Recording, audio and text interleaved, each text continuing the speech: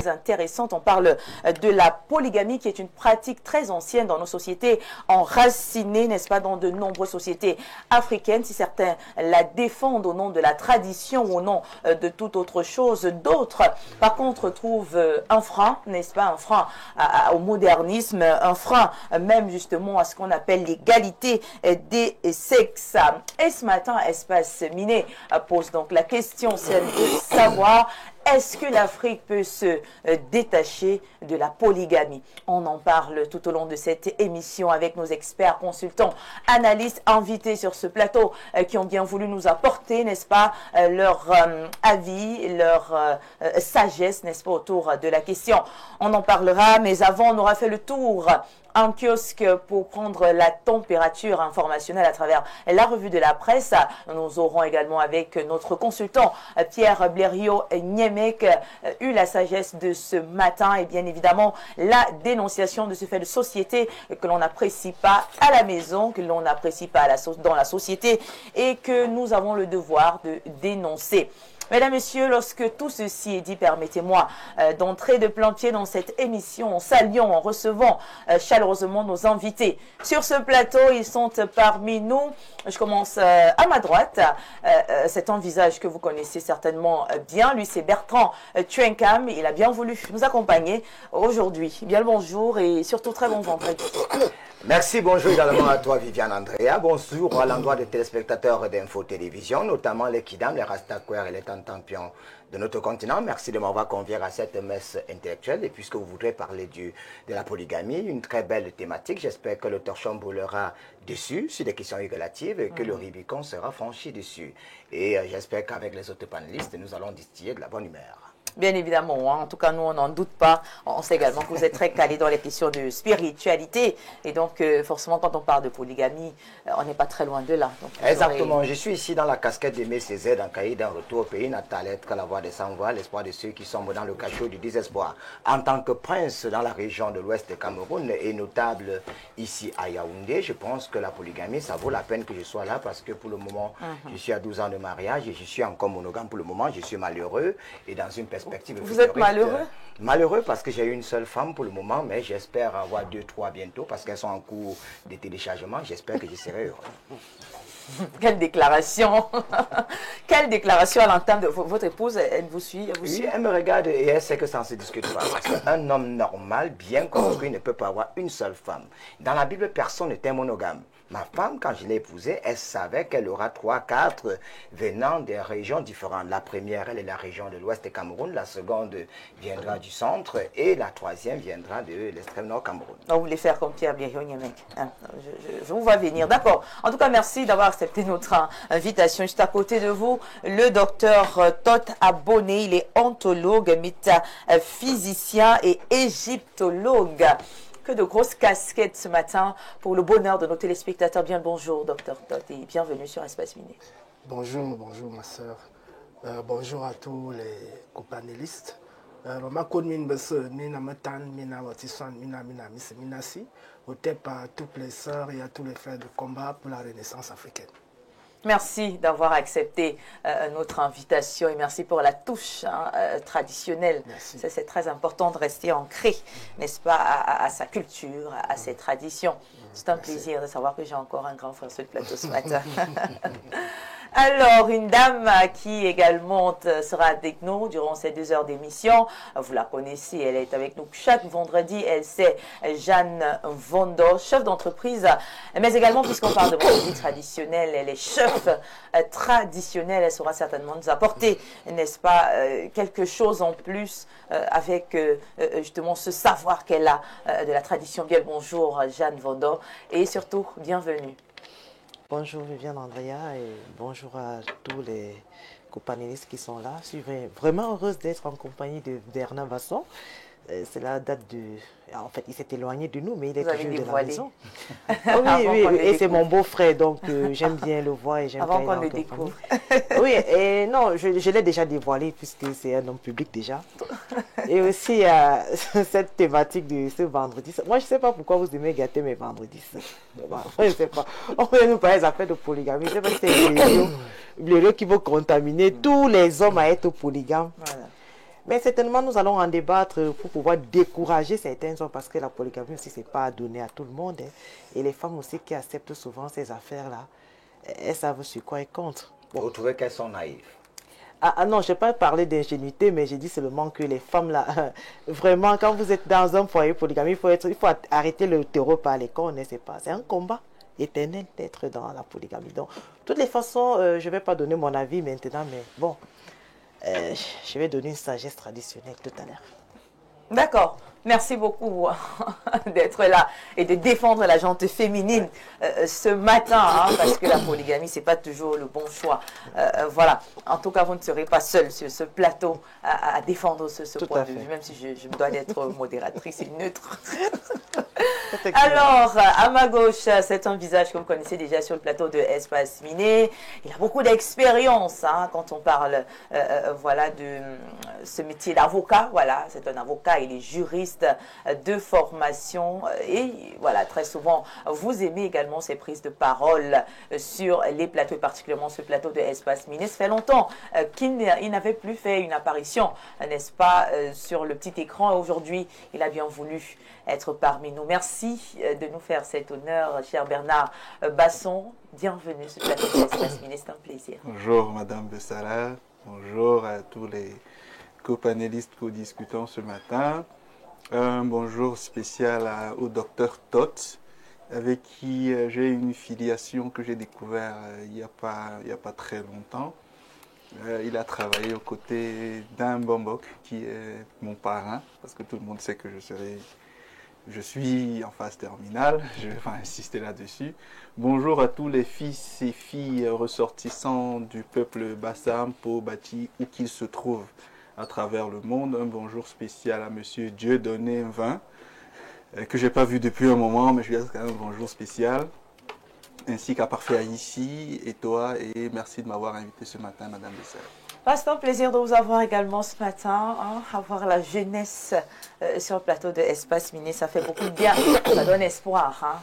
Alors, mesdames, messieurs, pour terminer, pour boucler la boucle, notre consultant permanent Pierre Blériot, il n'y a même qu'on ne présente plus, tout le monde le connaît. D'ailleurs, on l'aime beaucoup. C'est vrai qu'on l'appelle Monsieur Casse-tout. Mais ce qui est bien, c'est que quand il casse après, il recolle. Donc, ça veut dire casse pour qu'on puisse arranger. Et dès que les concernés arrangent, il recolle. Pierre Blériot, Niémec, bien le bonjour et surtout, très bon début de week-end. Bonjour Viviane Andrea et merci de m'associer à cette réflexion qui a commencé avant le temps. Avant le... Je sais que les uns et les autres seront très motivés, mais que personne ne détruise son foyer en voulant imiter les autres. Suivez mon regard.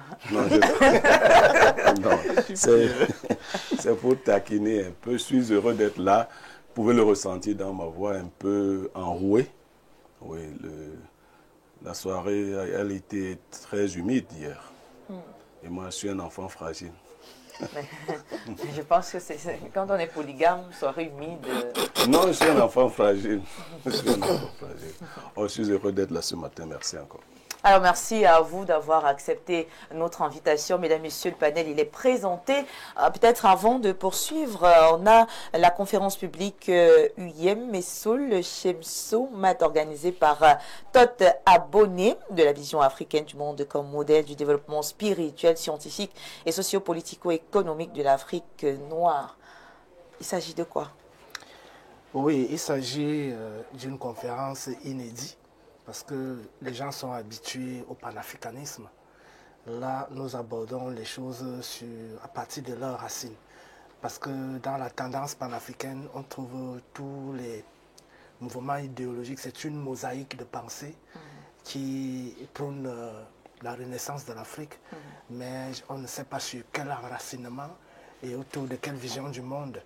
Donc, cette tendance qui rassemble les grandes têtes, vous voyez là, il y a un égyptologue, il y a un Bombok Basson qui est un écrivain, Basson, cosmologue, professeur Digui, égyptologue. Vous voyez le modérateur. Sa Majesté Ondo Mabou. Ouais, prêtre vaudou. Et puis, vous voyez une maman initiée aussi au Muvungu, Nangonjoy. Une prêtresse du Muvungu. De l'autre côté, vous voyez un jeune linguiste qui va aborder la question des langues négro-africaines, pour montrer l'unité des langues négro-africaines. Avec un modérateur également. Le modérateur, c'est le professeur Amougou Stéphane, qui est du département de littérature et civilisation africaine.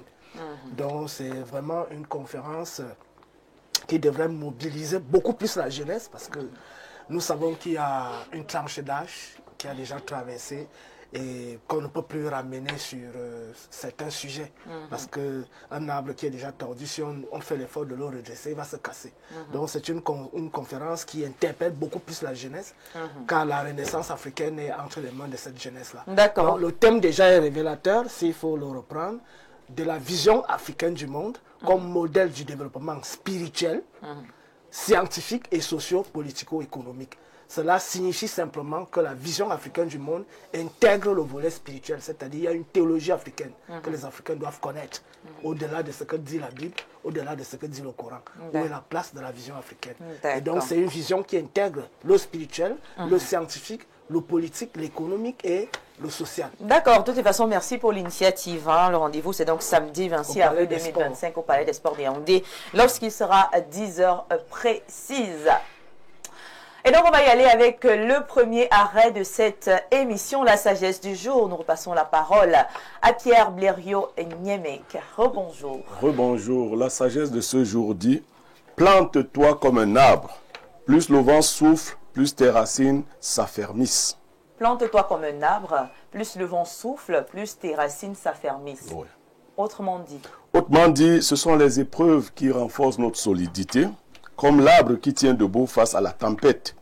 Si tu grandis profondément, tu ne seras pas secoué. Il faut cultiver son intérieur pour pouvoir résister aux secousses de la vie. D'accord. Donc, on a besoin parfois de passer par ces situations difficiles. C'est elle qui nous donne de la force. Si vous ne les avez pas connues, quand nous parlerons de polygamie aujourd'hui par expérience, je vous dirai comment j'y suis parvenu. Il vous a fallu beaucoup de force. À l'origine, j'étais un monogame.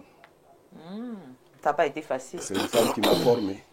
À la polygamie? Oui, tout à fait. C'est une femme qui vous a formé à la polygamie? Oui. C'est vrai ça? Oui. Elle vous a formé ou bien vous avez pensé qu'elle Non, elle m'a formé. Elle vous a formé à la polygamie? Oui, elle m'a montré comment on aime les femmes. L'une de vos femmes? Oui, actuelles? Non, elle est partie. Elle vous forme et puis elle part. Oui. Pour que les autres... Tu peux rester. De toutes les façons, on aura l'occasion, n'est-ce pas, d'en parler, puisque ce sera le sujet de ce matin, la polygamie. Mais d'abord, attendons-nous sur la sagesse de ce jour. Jeanne Vondo, on parle quand même des épreuves difficiles. Très souvent, on passe par des situations qui sont véritables, qui nous marquent, qui nous touchent beaucoup. On n'arrive même pas à supporter d'autres. Voilà, on peut souvent trouver des options pas très bonnes. Vous, qu'est-ce que vous pouvez rajouter à cette sagesse? En fait, c'est une sagesse qui nous ramène à une grandeur morale. Vous savez, quand vous n'avez jamais traversé une situation, vous ne pouvez pas comprendre autrui. Je le dis d'une expérience vraiment personnelle. Vous savez, lorsqu'on parle de mariage, vous êtes dans un foyer et vous vous retrouvez en train d'être déraciné par la belle famille, des personnes qui vont même jusqu'à vous amener devant les autorités, parce qu'on dit on ne veut pas te voir dans notre famille parce que tu n'es pas de notre région. Ce sont des épreuves très difficiles et de là, il y a des enfants qui y sont. Comment est-ce que vous allez surmonter déjà le traumatisme que vivent vos enfants? Et aussi, lorsque vous perdez un être très cher dans votre vie, c'est très difficile.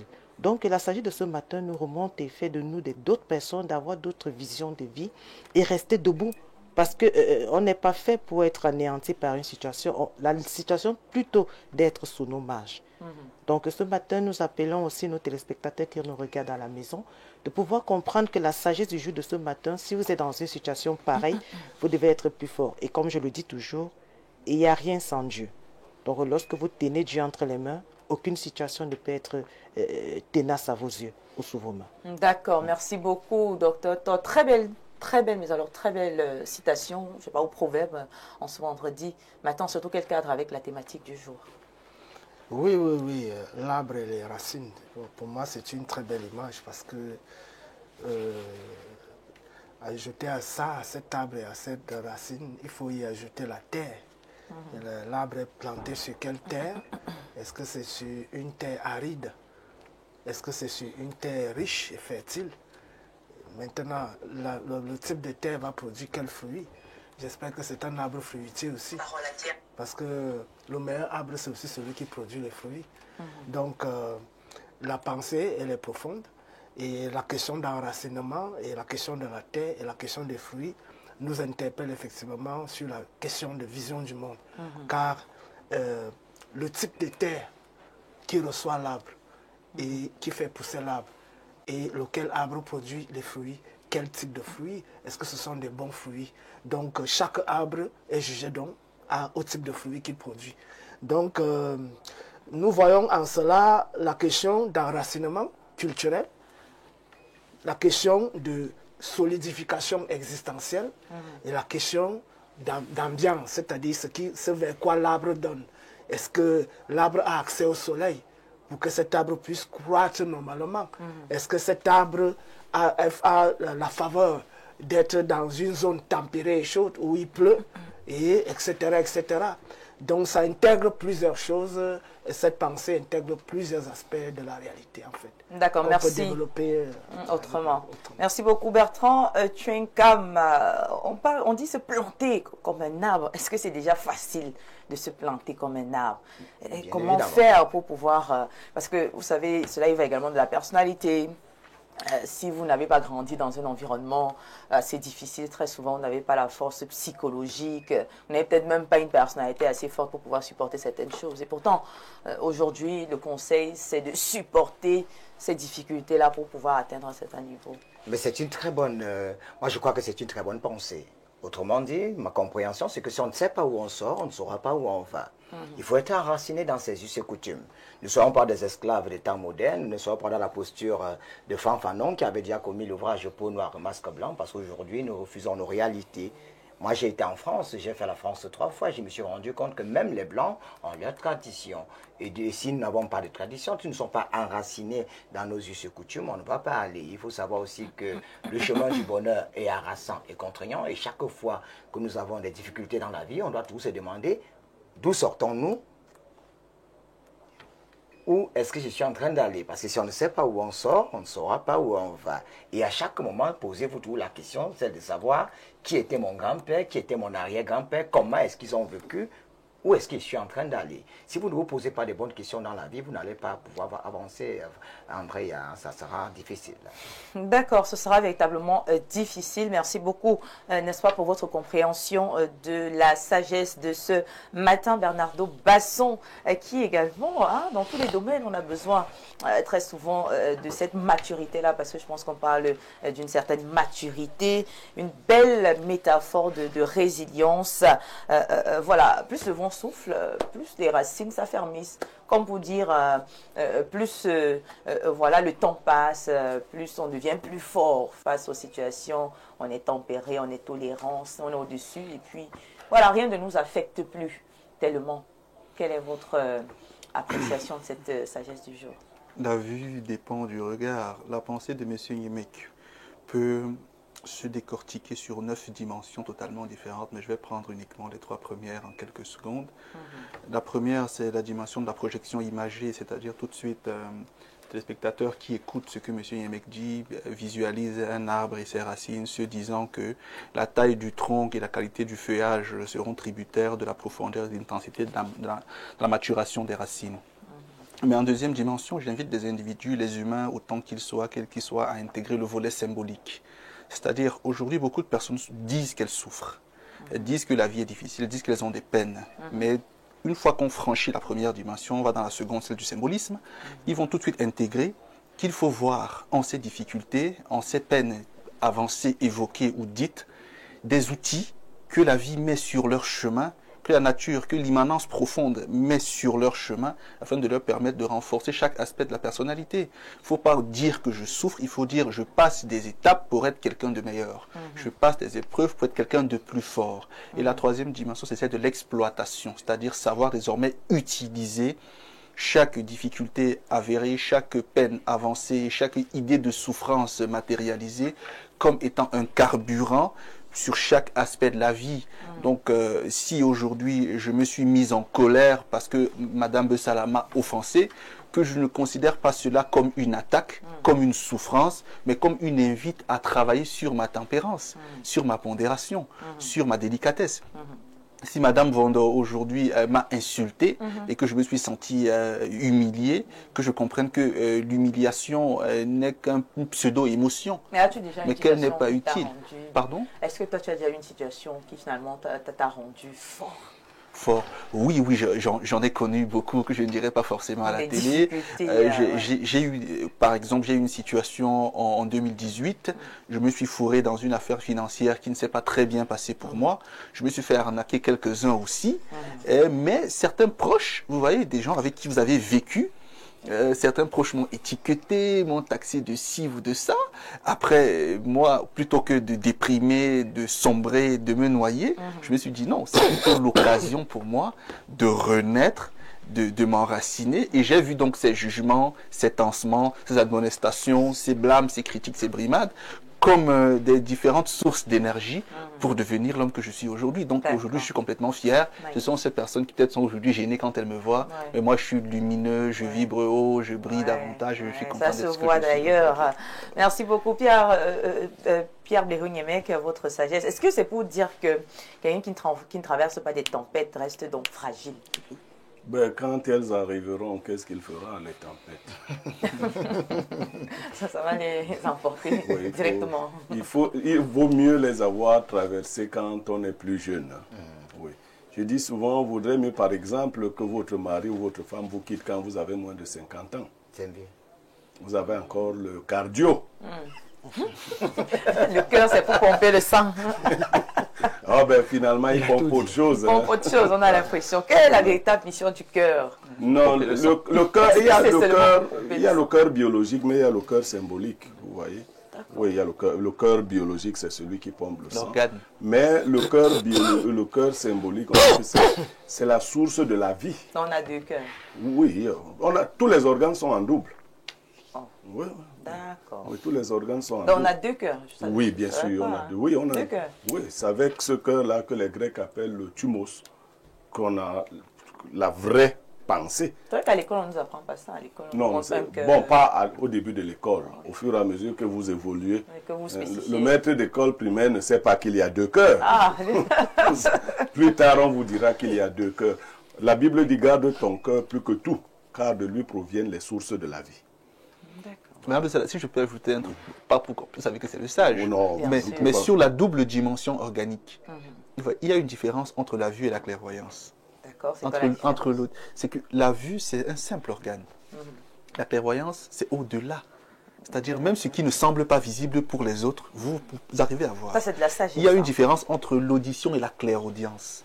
Entre le toucher et la tactilité. Vous voyez, toucher, ça peut être abrupt. Mais tactile comme le téléphone, c'est plus sensible.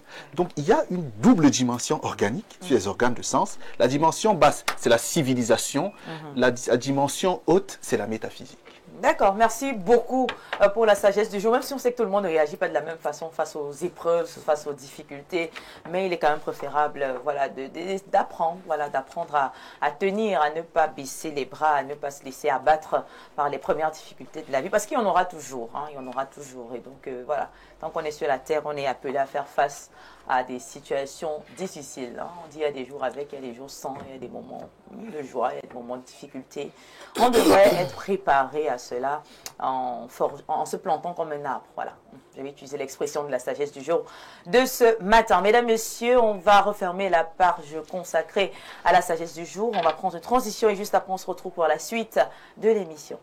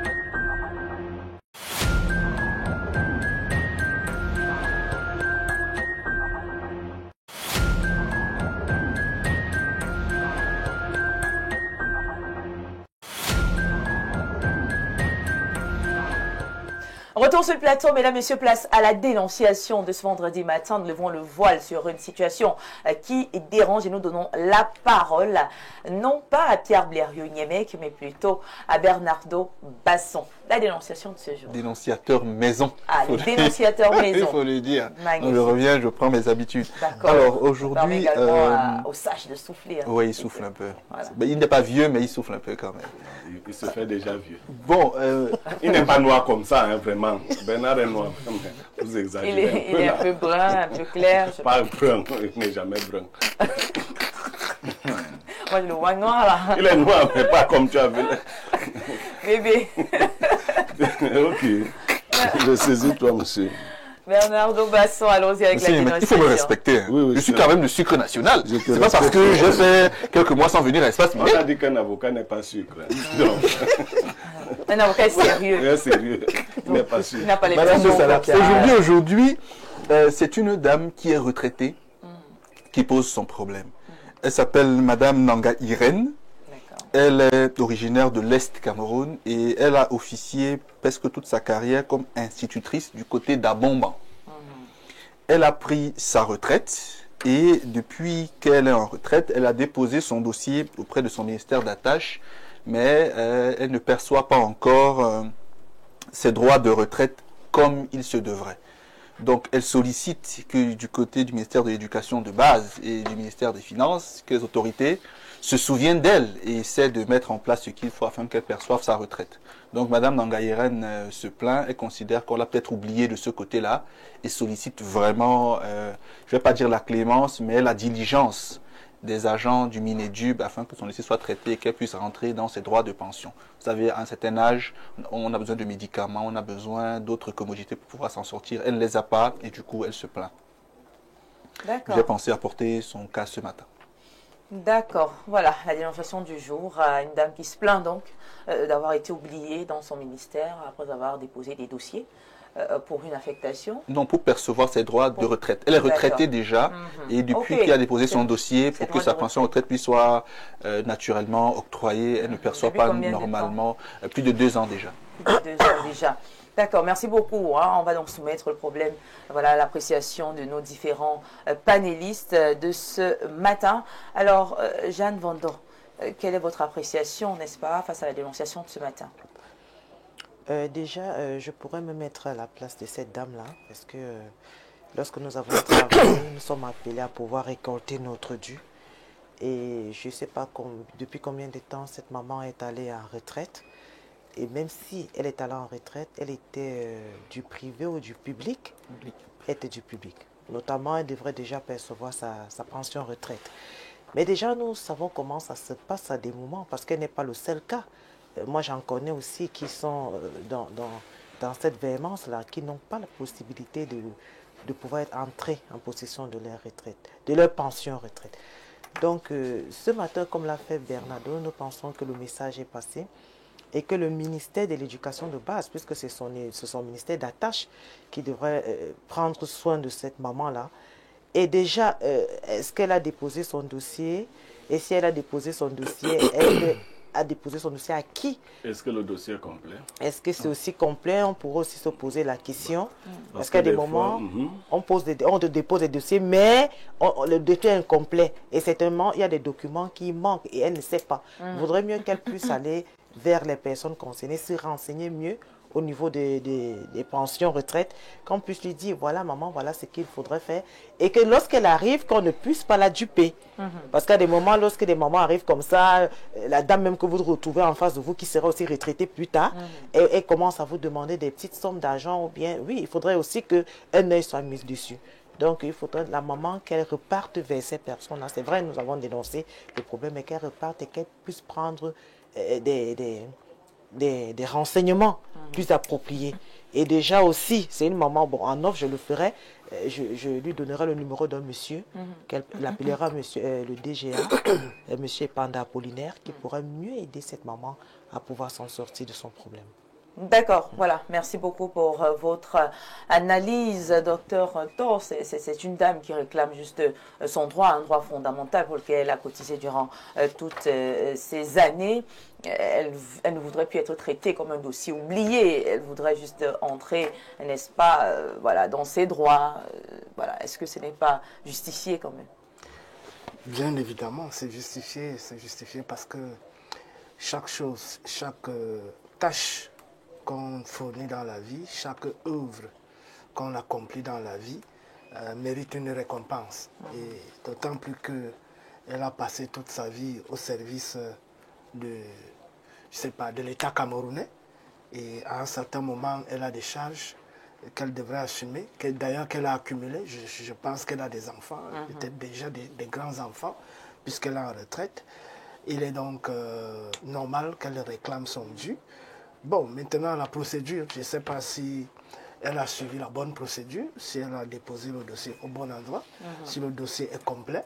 Mais cela ne suffit pas parce que, généralement, il y a beaucoup de magouilles dans ces choses-là. On ne maîtrise pas très bien comment certains systèmes fonctionnent. Et forcément, on lui aurait dû demander quelque chose, peut-être qu'elle n'a pas pu fournir. Pour faciliter l'évolution. Ça, c'est des suppositions. Oui, ce sont des suppositions. J'ai dit on aurait. Donc, parce que ça arrive aussi. Hein. Vous déposez un dossier quelque part, ça peut tenir 10 ans. Il faut le choco. Il faut forcément pour être plus clair. Trouver une bonne personne qui va assumer la tâche de faire évoluer le dossier normalement. Donc, nous espérons que d'ici là, elle vérifie d'abord que son dossier est complet. Et que par la suite, si on lui demande quelque chose, ce qui n'est pas du tout sérieux, mais nous parlons sur les panels. Oui, mais la réalité sur le terrain est tout autre. C'est vrai qu'il faut le dénoncer, mais généralement, pour évoluer dans certains milieux, dans certains systèmes, on est obligé, tant bien que mal, de passer par là. Et donc, voilà, il faut qu'elle soit pragmatique, si elle veut que son dossier évolue, qu'elle mette à sa disposition tous les moyens qui puissent permettre à son dossier d'évoluer. Voilà. D'accord, voilà, merci beaucoup avec Bertrand Tuenkam. Alors, que révèle, n'est-ce pas, que révèle la dénonciation de cette dame sur le traitement des agents après, justement, leur retraite dans les ministères? Ça montre une fois de plus que notre pays est malade. Nous sommes dans un pays meurtri où les valeurs morales sont bafouées. Les illégalités sont devenues des normes et les comportements malheureusement à la fois immoraux et amoraux. Dans notre pays de peine, de guerre et de guerre, les personnes moyenâgeuses sont à la merci des oubliettes. Elle est allée en retraite, elle doit faire le pied de grue pour avoir son dû. Elle est traitée comme de la racaille, un machin. Le régime de Yaoundé, face à une situation pareille, devrait démissionner. Parce que gérer, c'est prévoir. Il faut être avant-gardiste. Il faut avoir des perspectives, des prévisions. Ne pas rester dans la prédiction, ça peut prêter à confusion. Bonjour la désolation. Et comme dans un pays où la honte ne fait plus peur aux gens, les accidents de circulation, 20 heures, on parle carrément, on vous dit fait divers. C'est-à-dire la mort, ça ne dérange personne. Voilà une maman qui a travaillé toute sa vie. Ça devait être automatique. Est-ce qu'elle devrait encore ramasser la paperasse pour aller présenter, pour dire j'ai besoin de mon argent pour les médicaments? Non. On est déjà à l'époque d'Internet. Ça veut dire que les choses sont déjà bien faites. Depuis qu'elle travaille, son dossier est déjà là. On sait qu'elle est là. Ça devrait être automatique. Lorsqu'elle partait à la banque, il fallait qu'elle fasse des dossiers pour ça? Non. On veut des individus qui sont capables d'agir. Parce que le gouvernement de Yaoundé passe son temps à réagir au lieu d'agir. On voudrait qu'on se retrouve dans un pays où des vrais intellectuels comme nous, qu'on puisse nous appeler, parce que j'avais demandé au président de la République de faire appel à moi pour qu'on lui fasse quelques propositions. Parce que malheureusement, notre pays est géré de façon villageoise et kafkaïenne et les résultats ne sont pas concluants. Donc, un cas comme ça, les gens, même à l'hôpital, il faut faire le peu de grue. Moi, j'étais dans un hôpital l'autre jour, j'accompagne mon voisin du quartier. Même pour payer ton argent, tu t'alignes. Même pour payer la facture d'électricité, tu t'alignes. On est encore villageois. Allez au Sénégal, il y a les TER. Les gens évoluent. Pour un pays qui n'a que le mil, le sorgho, les arachides, qui n'a rien du tout. On a les ports partout, on a des barrages partout. Mais nous souffrons. Ce n'est pas sûr. Elle avait d'abord combien? À peine 120 000 francs. L'argent du carburant. Ça ne sert à rien. Non seulement elle était paupérisée, spoliée, clochardisée dans son beau pays, Même pour la retraite où elle n'aura même pas la moitié de cet argent, il faut encore, quand on la supplie, il faut qu'elle aille donner un peu d'argent. On doit même encore récupérer un peu. Vraiment, il y a une journée internationale pour les personnes âgées. Elle a souffert. On doit la dédommager parce qu'il y a du mépris à son endroit. C'est pas sérieux. D'accord, voilà. Merci beaucoup. Voilà, Pierre Blériot-Niémec, vous avez l'air abattu. Je suis abattu parce que la dénonciation est noyée elle-même. On ne sait même plus. Bon, une dame ancienne enseignante, forcément le Mineduc, c'est pour les enseignants du primaire. Elle est à la retraite. Son dossier n'a pas encore abouti, ça veut dire qu'il y a un vice quelque part. Oui, il y a un blocage. Voilà, donc entre le Mineduc et le Minfopra, il y a un certain nombre de choses qui se font. Et quand on n'est pas habitué aux procédures, nous sommes encore au niveau des procédures, on peut parler de blocage. La dame n'a pas dit qu'elle est allée dans un bureau, on lui a demandé de l'argent. Elle dit qu'elle ne sait pas. Et effectivement, beaucoup de personnes qui ont travaillé en province pour parler comme les autres n'ont pas été habituées au ministère. Hein. Quand le moment de la retraite arrive, j'ai rencontré une veuve qui devait faire le dossier de son mari, mais du vivant de son mari, elle n'était jamais entrée dans un bureau. Elle était à la maison. Du coup, elle ne connaissait aucune habitude. Madame Jeanne Vondo a suggéré quelque chose. Une fois qu'il y a une piste, c'est la solution, d'accord? Elle vient se plaindre parce qu'elle veut une solution. Donc, c'est un ministère dans lequel j'ai un certain nombre d'entrées, elle également. On sait ce qui a été fait pour diligenter un certain nombre de dossiers. Mais c'est aussi un ministère qui a beaucoup de personnel, parce qu'il faut voir, c'est l'un des ministères les plus en vue, d'accord, le Mineduc. Le ministère de l'Éducation de base. Je crois que c'est au niveau de la paperasse. Et puis là, les machines, ça ne trompe pas. D'ailleurs, là-bas, on a un ministre qui travaille énormément. Si votre paperasse n'est pas à jour, ça risque de vous poser problème. Maintenant, ce dont elle a besoin, c'est d'un coup de main pour qu'on l'aide à mieux entrer en route. Voilà, tout simplement. Bon, maintenant, ce qu'elle gagnait... Ça devrait être automatique. C'est ce qu'elle gagnait. Elle a certainement un problème de vue. Bon, Madame Bessala, si vous permettez... D'accord, bien sûr, Bernard Lobasson. Est-ce que vous avez un conseil à prodiguer à cette dame voilà, je suis très mal à l'aise avec les conseils, parce que je ne me considère pas forcément avoir la science infuse. Oui. Après, la position de M. Tuenkam, moi je ne la partage pas. Ça, il faut le dire. Parce que je considère que, même dans l'accent de ma dénonciation, cette dame n'est pas venue, en fait, incriminer le ministère. Je ne sais pas si vous comprenez ce que je veux dire. Elle est venue dire, et son fils surtout, qui m'a approché, m'a dit, ma mère a un dossier là-bas, ça traîne depuis. Vous voyez. Donc, elle ne m'a jamais dit qu'on lui a demandé de l'argent là-bas, qu'on lui a dit, donne-moi 50 ou 100 000. Elle ne m'a jamais dit qu'elle est allée, on ne l'a pas accueillie, mais elle se plaint juste de ce qu'elle a l'impression que ça n'avance pas. Mais même quand même avec justement l'application de Aigle, les choses comme ça ne seront plus vécues, Bernard Lobasson. Honnêtement, on a lu avec grande satisfaction cette avancée technologique. On espère qu'elle sera bien évidemment mise en place, si elle ne l'est pas déjà. Oui, parce que moi je ne fréquente pas beaucoup d'administrations publiques, vous l'aurez deviné. Mais je pense que si c'est mis en place, une fois que son fils est en procuration, ou elle viendra sur Yaoundé, ce sera peut-être... Elle n'est pas sur Yaoundé. Elle vit à Bomban. Oh ben, je l'ai dit, elle vit en général. Elle a travaillé à Bomban toute sa vie. Quand tu travailles à Bomban, vraiment sans stigmatisation, tu ne connais pas les affaires des ministères. Il n'y a pas de ministère là-bas. Est-ce qu'il y a un ministère là-bas? Quand tu arrives à Yaoundé, même les rues, tu ne connais pas. Mais enfin, la solution, ça s'adresse surtout à... Voilà, donc moi je pense que ses proches devraient encore, dès lundi prochain, aller au ministère, demander des informations complémentaires sur le dossier, éventuellement toucher 2-3 personnes qui peuvent faire avancer le dossier afin qu'on trouve une issue favorable au dossier. Si la décentralisation était en cours au Cameroun, puisqu'on a encore pré-décollage, même au niveau d'Abomban, elle aurait pu faire ses dossiers. Tout à fait. Ça aurait pu aboutir. Parce qu'on fait souffrir des gens. On est au 21e siècle, à l'époque d'Internet. Ailleurs, c'est automatique.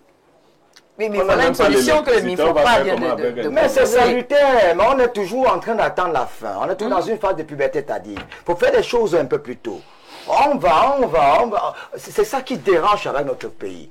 On voudrait qu'on soit avant-gardiste une fois pour toutes. Que les gens ne souffrent pas après leur retraite. Non seulement ils ont été paupérisés pendant qu'ils travaillaient, on doit quitter Yagua, Touboro pour venir à Yaoundé parce que la capitale, c'est vrai.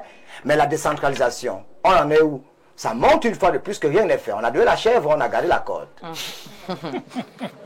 En tout cas, voilà, merci à vous pour vos points de vue. On retient que voilà, le traitement de ces personnes retraitées devrait quand même être une priorité. Aujourd'hui, c'est fort. Hein? C'est très violent, Pierre. C'est véritablement violent, mais ça va aller. Ça va aller, c'est ça, c'est férié aujourd'hui. Donc, c'est qu'à travers les problèmes des autres, on se souvient aussi qu'on a des problèmes. Hein. Oui. Et ça parle dans tous les En général, même au deuil à l'ouest, quand chacun pleure, il pleure son deuil. Tu vas croire que quelqu'un pleure le deuil de l'autre. Chacun part avec. Il pleure son problème. Avec son souvenir. On aussi bloqué quelque part. Il profite du problème de l'autre pour pleurer son problème. D'accord. Alors, merci beaucoup. On va prendre également quelques réactions à la maison. Bonjour, madame. Je salue votre panel. S'agissant de la dénonciation, pourquoi toujours demander aux fonctionnaires de redéposer un autre dossier après le départ à la retraite? Pourtant, pour une administration qui se veut digitale, pas besoin de déposer un autre dossier alors que les finances arrêtent de verser le salaire à l'intéressé dès le mois de son départ à la retraite. Comme elle, beaucoup de Camerounais souffrent de ces phénomènes. Ils sont nombreux qui meurent sans toucher le moindre 5 francs. Il en est ainsi des avancements qui devraient être automatiques, digitalisant nos administrations et nous n'aurons plus ces problèmes. Raphaël Ndungu qui nous écrit depuis Douala. Bonjour le panel, que la dame se rende au Minfopra. Elle demande à rencontrer M. Amabamba Jean-Claude qui répond au numéro suivant. Le numéro, il est là. Je ne sais pas. Est-ce que je vais donner son numéro quand même en direct? Non. Merci à Herman pour votre participation. Donc, en offre Bernard, je vais vous voir. Hein. Je vous donnerai le numéro pour la dame. Alors, bonjour Viviane Andrea. Il y a l'électricité là-bas. Hein. Pour la mais est-ce que ça... Mais les gens vivent dans des villages où il n'y a pas d'électricité. Non, mais elle a l'électricité parce qu'elle a pu contacter quand même Bernardo Basson. Mais bonjour, peut-être que c'était avec le groupe. Vous n'en savez rien. Donc, elle n'a pas l'électricité, mais elle a le groupe. Vous voulez qu'elle vienne sur Yaoundé? Elle n'a jamais peut-être mis pied ici. Faites la décentralisation, que les gens, même à Touboro, soient capables de faire leur dossier. C'est noté, c'est une En attendant, il faut comment on fait résoudre le problème. Comment on fait pour résoudre son problème, justement? C'est ce qu'on veut. Pour résoudre son problème, il faut qu'on soit dans un pays sérieux. Non. C'est pas vrai, pour résoudre, il faut d'abord que des agents actifs l'aident. C'est tout ce qu'il faut faire. Je le peux attaquer les gens. Ça se fait dans d'autres pays. Voyager chez amis. Ailleurs, quand tu as été fonctionnaire, ton dossier est là. Ça veut dire qu'on connaît tout sur toi. Quand tu as un camp de travail, voilà son matricule, voilà. Ça va être automatique. Tu n'as plus besoin de faire notre dossier. Elle n'est plus en train de chercher au travail, elle est vieille. D'accord, merci beaucoup. On continue avec la lecture des messages. Si vous le voulez bien, bonjour, Viviane Andrea. Moi, je pense que le monsieur en lunettes a très raison. Tout doit être automatique et le Cameroun est géré d'une manière un peu villageoise, même si elle vit à Tcholéré ou à Fondjomekwet ou même à Touboro, ça doit être automatique. Monsieur Niemek ne veut pas tirer sur le DG aujourd'hui. Sur quel DG? Je ne sais pas. Non, tirer sur quel DG? Une dame a déposé un dossier, elle ne s'est pas plainte d'arnaque. Tirer sur quel DG? Il y a des solutions pour qu'elle puisse... entrer tout simplement en position de ces droits. Moi, je pense que ce n'est pas un fait à graver sur le plateau. Bonjour au panel, t'es habillé comme au Japon. Viviane Andrea, la dame a tout simplement que ceux qui ont des bonnes relations au ministère de l'Éducation l'aident. Voilà. Stéphane depuis Nkwaba. Oui, tout simplement, elle sera aidée. Bonjour Viviane Andrea. C'est le problème du ministère de l'Éducation de base. Le problème du ministère de la fonction publique et la réforme administrative. Merci pour la précision. Bonjour Madame Viviane et à votre riche panel. Bon retour à Bernardo Basson. C'est petit Baïha depuis Nkolbisson. Bonjour Bernard Tuenkam a raison. Il faut informatiser le système camerounais. Bonjour à vous le panel, j'espère que vous allez bien ce matin concernant l'application Aigle. Elle ne prend pas en compte tous les fonctionnaires, même comme au départ lors de son lancement, elle était efficace. Mais dans un pays sérieux de nos jours, on ne doit plus se balader avec de la paperasse. Nous avons plein d'ingénieurs en informatique. L'État s'appuie sur eux, Franck de Douala. Bonjour à tous. Le protocole d'usage est qu'on dépose le dossier au niveau régional et ensuite on vous donne une copie du bordereau lorsque le dossier est traité. La copie du bordereau qu'on vous remet, c'est pour le suivi du dossier au niveau central. On gagnerait à dématérialiser la procédure pour gagner en temps et éviter la cupidité de certains agents véreux. Daniel de Pinga-Onderi. Bonjour le panel, bon retour au docteur Todd, il était où depuis? Bonjour à tout le monde. À propos de la dénonciation, j'ai envie de dire que le monsieur en lunettes a tout dit. On n'a pas besoin d'un dossier supplémentaire pour avoir sa pension retraite. Cela peut se faire automatiquement. Ils sont tous des enseignants relatifs à sa carrière. Ils ont tous les renseignements relatifs à sa carrière pour permettre à l'État de payer. Toutes ces procédures sont liées au problème de trésorerie qui ne devrait pas exister. Bonjour le panel, cette femme n'a pas dit la vérité à Bernardo Basson. Lorsqu'un fonctionnaire va en retraite au Cameroun, celui-ci va continuer à percevoir son salaire, mais partiellement, en attendant qu'on lui délivre un document appelé l'acte de mise en retraite. Document qui lui permettra de consulter, de constituer son dossier qui ne prend pas du temps, et lorsque ceci est fait, elle percevra son argent retardé en guise de rappel. Donc dire qu'elle ne perçoit rien, c'est un peu mensonger, Olivier Dodia. Bonjour le panel. Concernant la dénonciation, un problème que le gouvernement doit vraiment prendre au sérieux. Je connais un papa qui a eu des difficultés pour monter son dossier d'aller en retraite parce qu'il a rencontré un monsieur qui lui avait demandé un dû. Pour cela, le papa n'ayant pas le requis pour cela est passé lorsque le père s'est rendu compte que le temps est passé et ne pouvait plus bénéficier de ses droits de retraite. Il a eu un infarctus et un AVC qui lui a conduit à la mort. Yves Hawaii Village. D'accord. De mes condoléances.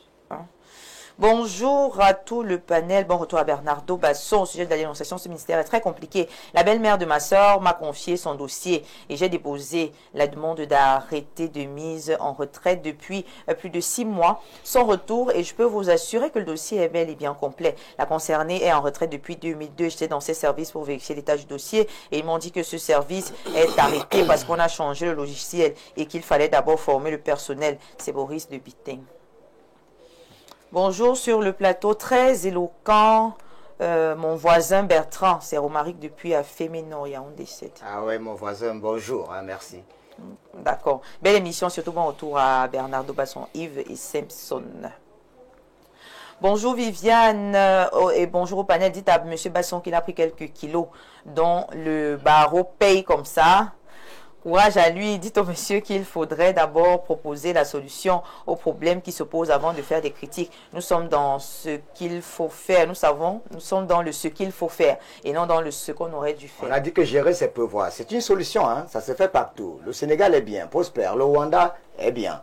Quand vous arrivez à Kigali, vous posez bien cette question. Pourquoi Paul Kagame a tellement été intelligent? Un pays qui n'a même pas de port, mais qui est bien, qui a des meilleures universités. On a le port de Tico, le port de Douala, le port de Limbe, on a tout, mais c'est comme si on était maudit. Il faut des hommes qui ont la tête.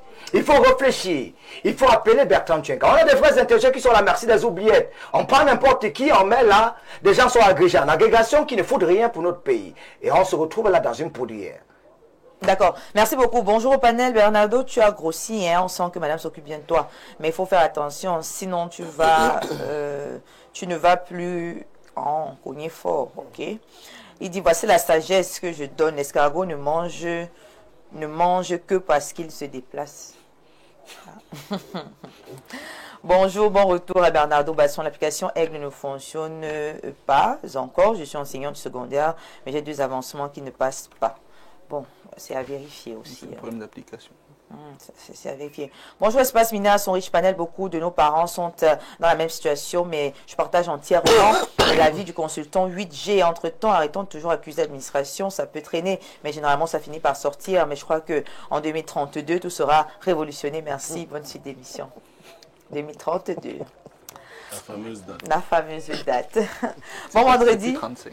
Non, c'est 32. Ce n'est plus 35, Bernardo. Non, c'est 32. A été rapproché. Et peut-être même avant. Bon, vendredi saint au panel, en particulier à toi, Viviane Andrea, qui sait toujours bien se mettre et qui rehausse l'audimat de cette émission. Un plaisir de revoir mon cher Bernardo, à moi toute seule.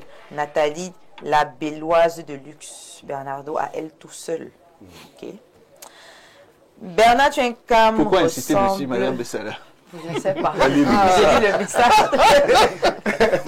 Elle a lu le message. On dit que Bernard Tchenkam ressemble beaucoup à Ibrahim Maxime Julien. C'est vrai ça? On se ressemble, c'est possible. Si vous me donnez 2 secondes. Encore, on va pas terminer avec la l'attention des Sénégalais parce que madame, que je vais taire le nom, était au Sénégal. Un pays qui a le mil, le sorgho, les arachides, les meilleures universités, TER, les mots de transport, qui chante dans sa capitale pour Diab Nadio. On est au Cameroun, on a encore le PEP, mode de transport. Un train moyenâgeux qui porte encore des êtres humains, c'est terrible. D'accord, merci beaucoup, ça fait 2 secondes. Bonjour mademoiselle, vous êtes très ravissante en tenue asiatique. Bon, la dame, si elle est d'Abomban, elle peut tout simplement aller voir Joseph Lee et le tour est joué. Pascal depuis Missamina. Non, non, c'est réducteur ça. Un ministre, c'est un serviteur public. Et elle est d'Abomban, ça n'a rien à voir avec Joseph Lee. Elle va déposer son dossier comme tout le monde. Et elle aura la solution, voilà. tout simplement. Bonjour à vous, espace miné. Voilà. Ministre en français veut dire servir. Hein. Servir. Bonjour le panel, elle n'est pas la seule retraitée. Voilà, merci beaucoup. Ok, bonjour le panel, que la dame aille à la sous-direction de la solde et des pensions du ministère de l'Éducation de base. Elle sera très bien orientée. Arnaud Faupas de l'Omnisport. Merci, merci. On a besoin des solutions, pas des critiques et des insultes. Sur le plateau. Bonjour à vous sur le plateau, ravi de te revoir sur le petit écran, Dr Todd, pour une dénonciation comme celle-ci. Nous sommes à l'ère du numérique. Devrait-on encore fonctionner de la manière archaïque? Cédric Ebodé depuis Oyuma. Bon. Bonjour madame. Le problème de la dame, c'est qu'elle ne maîtrise juste pas la procédure et les intermédiaires, raison pour laquelle elle a besoin de se faire accompagner. Bonjour Bernardo Basson, fier de te revoir. Bonjour, la situation d'un fonctionnaire à la retraite qui ne perçoit pas ses droits n'est pas vraiment souhaitable. Personnellement, je n'approuve pas l'hypothèse selon laquelle le dossier serait incomplet, parce que si c'est le cas, la moindre des choses serait le joint d'intéressés qui se hâterait de régulariser. Malheureusement, certains agents publics n'ont pas à cœur le sens de la satisfaction de l'usager. C'est déplorable. Flavien a bien au doigt depuis Berthois. Voilà, merci beaucoup. Dernier message. Bonjour le panel, dites au monsieur qui a dit que cette dame reçoit quelque chose qu'on coupe les 50% après 2 ans. Et cette dame est en retraite depuis plus de 2 ans. Hugues depuis Douala. Ça c'est la corruption, on ne va pas l'encourager. Voilà, merci beaucoup. C'était la dénonciation de ce vendredi matin à la maison. On espère que cela vous a fait plaisir. Ensemble, on a pu apporter quelques éléments de solutions, des pistes de solutions pour que sa situation soit régularisée. Et c'est l'occasion pour ceux-là qui se retrouvent dans la même situation, pardon pour la répétition, d'essayer de se rapprocher des ministères concernés pour voir à quel niveau se trouve le dossier et que faut-il faire. Merci à tous sur le plateau. Mesdames et messieurs, on va y aller en publicité pour faire plaisir à nos partenaires, annonceurs qui nous accompagnent, qui mènent avec nous depuis pas mal de temps. Et on se dit à tout à l'heure pour l'analyse de ce jour.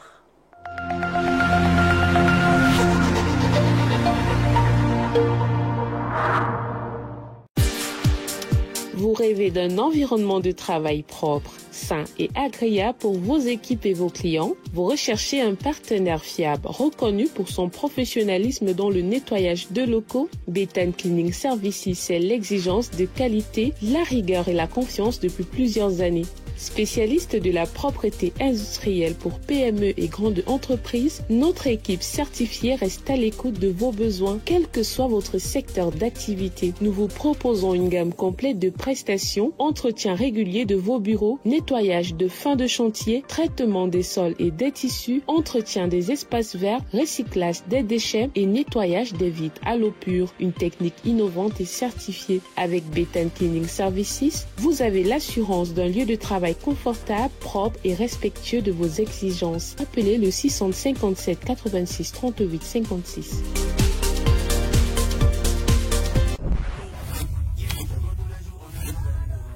Comme moi, Paris c'est bête Momo.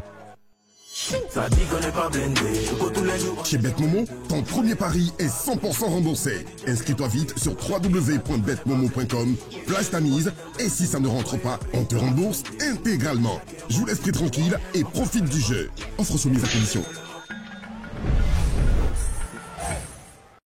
Plongez dans l'excellence au cœur de Yaoundé. Imaginez un lieu où le luxe rencontre la modernité et le confort, où chaque détail a été pensé pour vous offrir une expérience unique. Bienvenue à la résidence Le Mfundi, un chef-d'œuvre signé Société immobilière du Cameroun, situé dans le prestigieux quartier Hippodrome à Yaoundé. À la résidence Le Mfundi, l'élégance et le raffinement s'harmonisent pour créer un cadre de vie exceptionnel.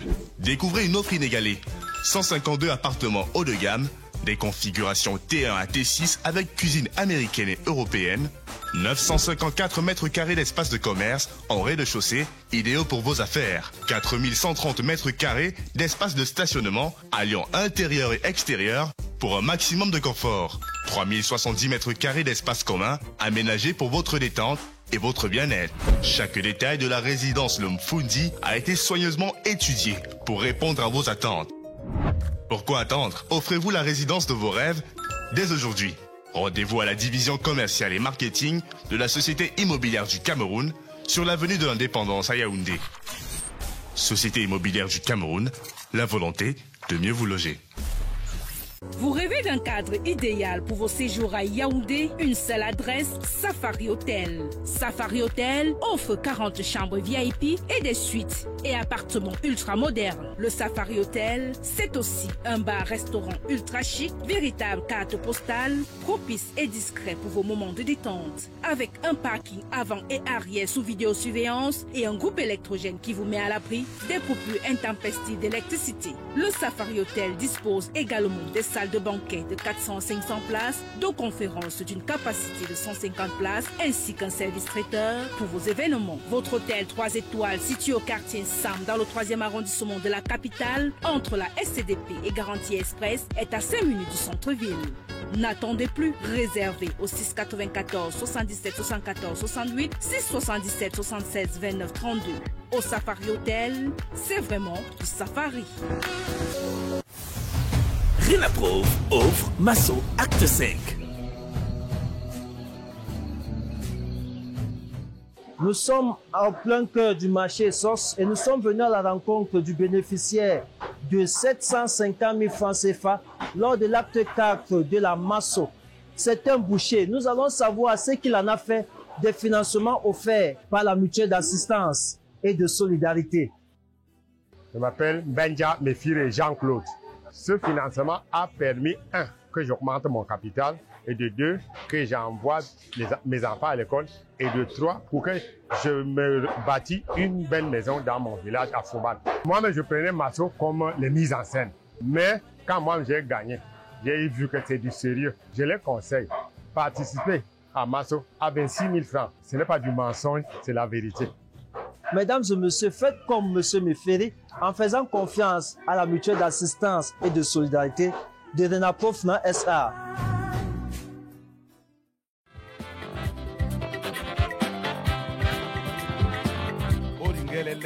Pour tous vos événements administratifs, campagnes de communication, concerts géants, meetings politiques, cérémonies de mariage, une seule adresse. Pro Sound and Light Cameroun. Pro Sound and Light Cameroun met à votre disposition une sonorisation high-tech, piano, console de mixage, ampli, micro HF et ce n'est pas tout. Pro Sound and Light Cameroun, c'est aussi le rendez-vous avec l'écho des haut-parleurs pouvant couvrir des lieux de 500 à 5000 personnes. Briller avec un système de lumière intelligente sur des podiums modulables.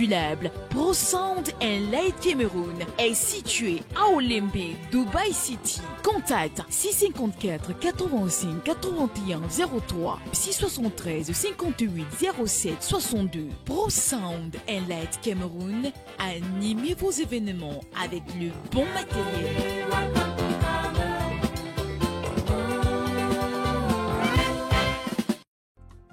Les éditions Aminata Sofal ont le plaisir de vous annoncer la parution d'une œuvre littéraire exceptionnelle, étude intégrale d'un chef-d'œuvre romanesque d'Idrissa Sogor-Kodio. Cet ouvrage analyse, avec profondeur, Fils de prélat, le roman emblématique d'Armand Claude Abanda, écrivain camerounais de renom et titulaire de la chaire UNESCO d'Afrique centrale accestique. Ce récit, écrit en classe de terminale, traduit en italien, et enseigné au Gabon et au Congo-Brazzaville, incarne les idéaux de l'humanisme et du panafricanisme. Un livre de référence pour élèves et étudiants et un livre de chevet pour tous les amoureux des belles lettres. Cette étude s'inscrit dans la continuité d'une réflexion initiée lors du Festival international du livre et des arts assimilés du Bénin en octobre 2024. Idrissa Sogor-Kodio, écrivain et critique littéraire sénégalais, est reconnu pour sa plume panafricaniste et son engagement pour les lettres africaines. lauréat de nombreux prix prestigieux, il nous offre ici une œuvre lumineuse, dédiée à tous les amoureux de la littérature. Découvrez cette analyse captivante, et laissez-vous inspirer par la richesse de la littérature africaine. Disponible dès maintenant aux éditions Aminata Sofal.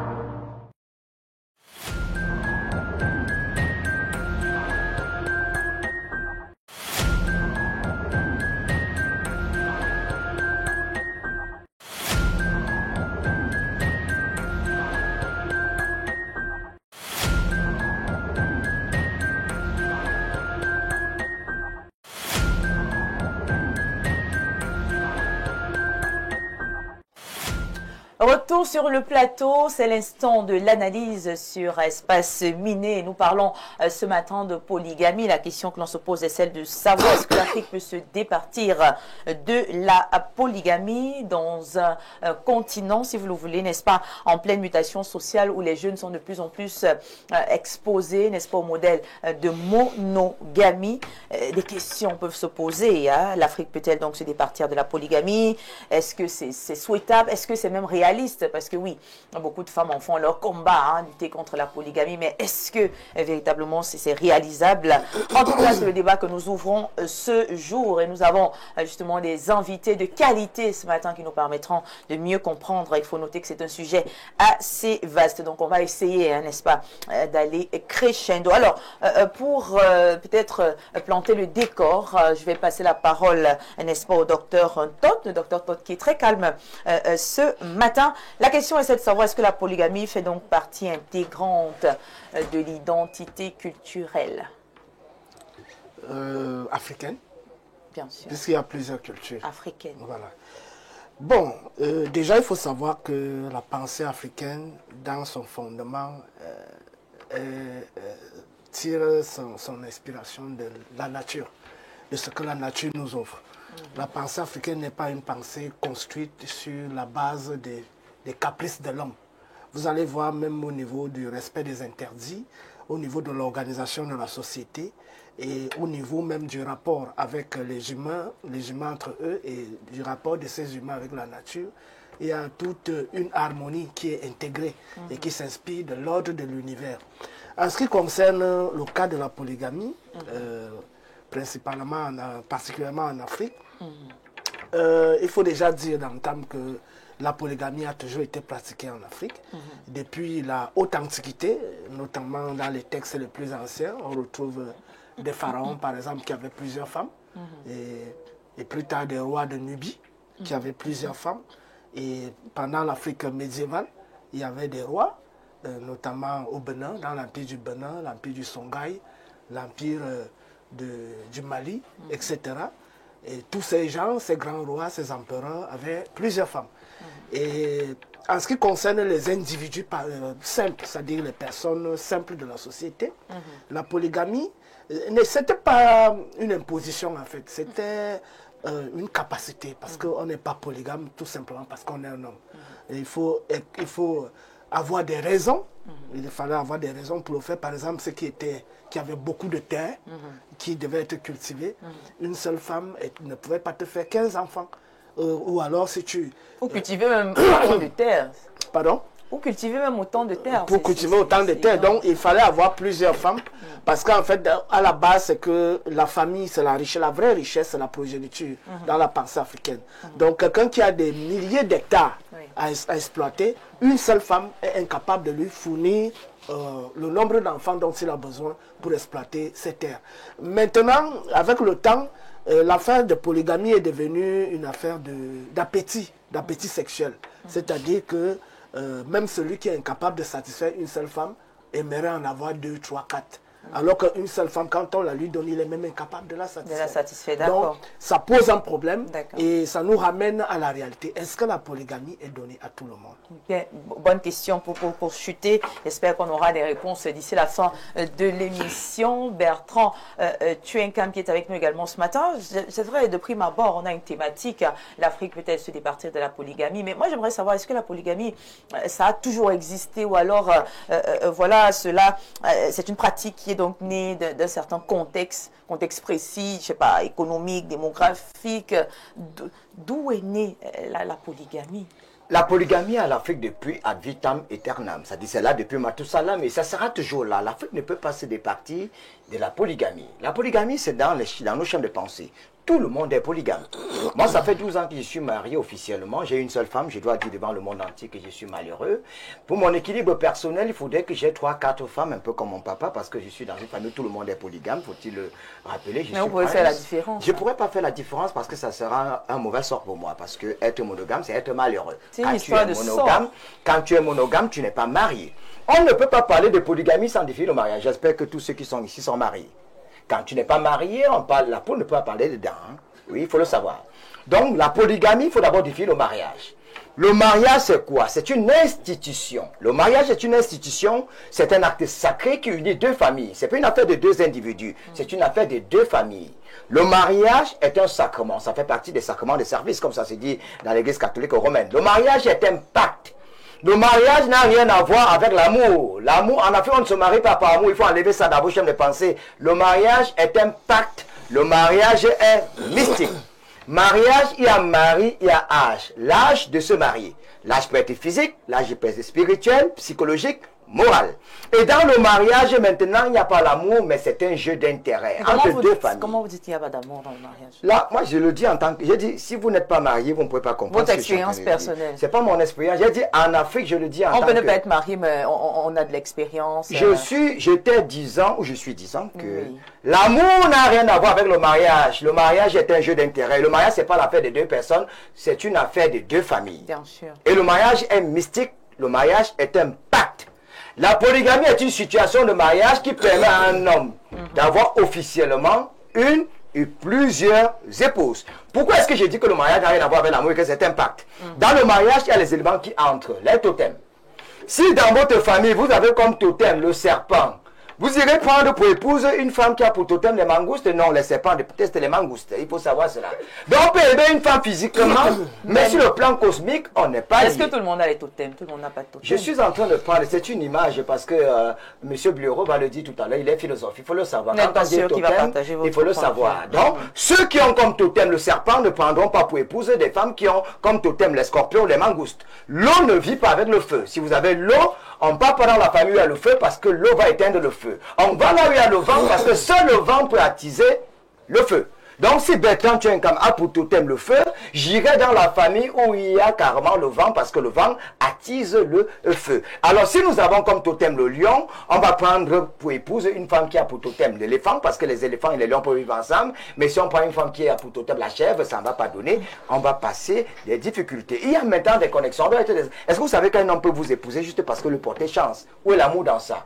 C'est une question d'intérêt. La première femme peut être le genre qui garde le totem de la famille. C'est-à-dire la première femme, c'est elle qui nourrit le lion de la famille. Vous allez voir certaines femmes ici avoir la crinière de la lionne. Elle n'a pas une autre coiffure que celle-là. Vous voyez que c'est de façon fortuite? Non. Il y a des femmes qu'on épouse pour garder la crinière de la lionne. C'est elle qui nourrit le lion de la famille.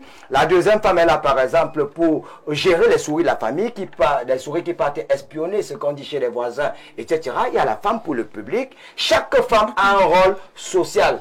On n'est pas polygame parce qu'on a beaucoup d'argent. On peut pas avoir beaucoup d'argent et une seule femme tu meurs. Donc la polygamie, c'est d'abord une histoire, c'est dans les gènes. Et tout homme est foncièrement polygame. Moi, ma première femme, elle est de l'ouest du Cameroun, la deuxième sera du centre, la troisième sera de l'extrême nord et la quatrième, ça sera du centre. C'est ça, ça va créer mon équilibre psychologique parce que pour le moment, ça fait 12 ans que je suis malheureux. Et il faut savoir que la polygamie, c'est un jeu d'intérêt. Le simple fait que je vienne au centre épouser une fille du centre, est-ce qu'il y aura encore la guerre entre les gens de l'ouest et ceux du centre?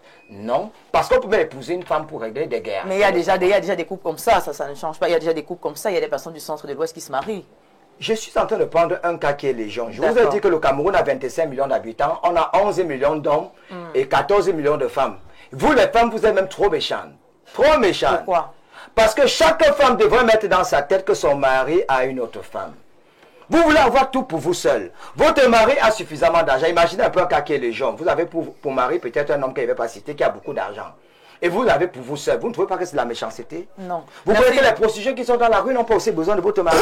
Vous croyez que les autres qui sont là, et si chaque homme a une seule femme, les autres feront comment? Mais ce n'est pas la même Bible qui dit que tu quitteras l'homme quittera. La Bible est un pipeau, c'est une antelope. D'accord, merci beaucoup. Ma chérie, pour chuter sans me renverser, dans la Bible, Exode 21, verset 19, il est écrit, pour ceux qui lisent la Bible, si tu décides de prendre une seconde femme, je reprends ce verset, Exode 21, verset 19, si tu décides de prendre une seconde femme, tu devrais la traiter équitablement à la première. Comme vous dites que Dieu lui-même était polygame. D'accord, on va passer Qui dans la Bible était monogame? Merci, merci. Vous aurez un autre tour de parole. Merci beaucoup. On va passer la parole à Jeanne Vonno, qui certainement également a sa position concernant la thématique.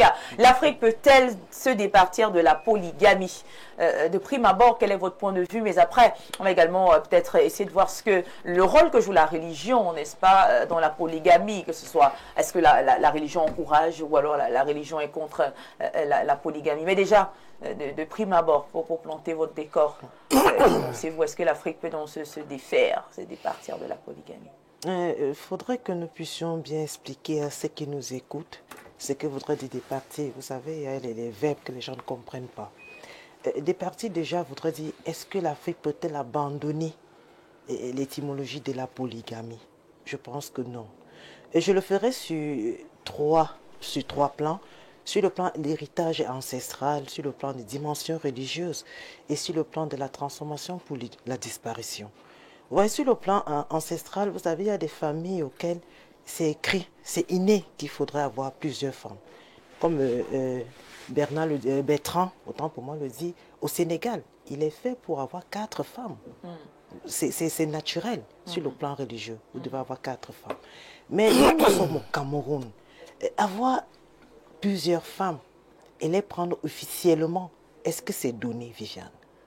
Parce qu'il y a des personnes qui disent j'ai 10 femmes, j'ai ceci, mais c'est le concubinage, sûr.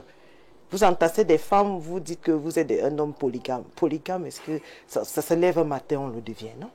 Moi, je suis traditionnaliste, mais moi, je pense que sur le plan de la polygamie, il faudrait que ça soit inné en vous. Il faudrait que ça soit du genre, vous êtes né pour pouvoir diriger. Non, ça veut dire que tout le monde n'est pas né également. C'est pas tout le monde. Un polygame, c'est quelqu'un qui peut... Vous savez, vous êtes polygame. Vous êtes peut-être chef d'entreprise. Si vous n'arrivez pas à gérer les esprits, parce que je n'appelle pas ça personne, j'appelle les esprits que vous avez dans votre entreprise, vous pensez que vous allez gérer 2 à 3 femmes? Mais nous pensons que de nos jours, la polygamie se base essentiellement sur le sexe. Et les avoirs aussi. Et les avoirs, parce qu'un homme, il est polygame, il sait, oui, celle-ci peut, la première, elle peut me faire avoir des hectares à ça. Celle-ci peut me faire avoir, par exemple, oui, je vante toujours mon département, mon arrondissement. C'est une très bonne chose. D'ailleurs, c'est l'occasion de saluer les autorités. Oui, je salue toutes les autorités de ça qui nous regardent en ce moment. Savez quand même que et je voudrais que... de ça. Oui, vous aimez bien vous vanter pour dire que vous êtes une filletonne. Et vous savez, être une filletonne, c'est de la valeur, c'est de la richesse. C'est tout ce qui est bien quand on est tonne. Donc, moi de même, je suis des hauts plateaux. Le CNC vous suit. Je salue aussi les gens des hauts plateaux. Et nous, les femmes étonnes, on aime bien écouter, on aime bien apporter et on dit ce qui est l'essentiel. Donc, je voudrais... Et tout le monde sait que les étonnes, ce sont des meilleures femmes. Ce sont des très belles femmes, même dans le cœur, nous sommes des très belles femmes. Mais c'est quand on nous supporte, on dit que nous sommes sauvages. Non, nous sommes juste des personnes vraies. Voilà, donc quand vous êtes avec une fille, si elle dit qu'elle ne veut pas de vous, vraiment ne forcez pas. C'est vrai. Il ne faut pas forcer. Donc, comme je le disais, donc, comme je le disais tantôt, la polygamie, c'est pas donné et elle ne pourra jamais se faire, c'est pas d'un hasard. Parce que de nos jours, les gars, ils ont une femme à la maison, mais ils sont polygames. Donc le gars a peut-être 10 femmes à l'extérieur, il vous loge, il se tape la poitrine. Mais est-ce qu'il se rend compte que ce dont il est en train de faire, c'est une perdition? Parce que vous faites en sorte que les esprits se collent à vous. Donc ces femmes qui se collent à vous là, elles savent que non, oui, j'ai un mari. Mais c'est pendant le décès de l'homme que vous comprendrez que non, ce dont j'étais en train de me fournir à l'intérieur n'avait pas de sens. Donc comme je le dis toujours, l'Afrique ne pourra jamais se départir de cela parce que nous, les Africains, nous avons mis en tête qu'il faudra avoir plusieurs femmes pour pouvoir scier sur plusieurs terrains. Mais là, mon avis sur la polygamie, Viviane, vous le savez déjà, moi, je suis pas d'accord. Pourquoi je le dis? Je prends toujours l'exemple sur les enfants. Vous savez, quand vous êtes polygame, vous regardez vos enfants, ils ont des diverses éducations venant de leur maman. Vous avez votre première femme qui éduque bien, la deuxième femme qui est légèrement éducatrice, la troisième qui n'est rien du tout. Vous allez rassembler vos enfants, vous allez constater qu'il y a un chaos lent qui se crée dans votre famille. Donc, pour moi, la polygamie, ce n'est pas d'actualité dans ma vie. Et moi, du vivant de ma maman, elle m'avait dit, si tu es marié et que ton mari envisage prendre une deuxième femme, laisse-les et va-t'en. D'accord. Voilà, si tu es marié et que ton mari envisage prendre une deuxième femme, faudrait les laisser. Laisse-les et va-t'en. C'est sur ce qu'on va sortir. Tout à l'heure, on reviendra pour la suite pour mieux comprendre.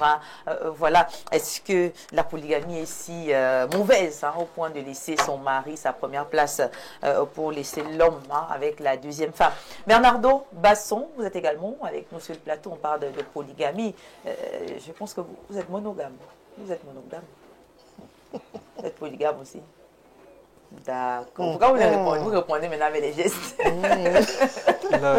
Alors, quelle est votre position par rapport à la polygamie? En secouant la tête, j'exprime tout simplement la profondeur et la sincérité avec laquelle je m'exprime.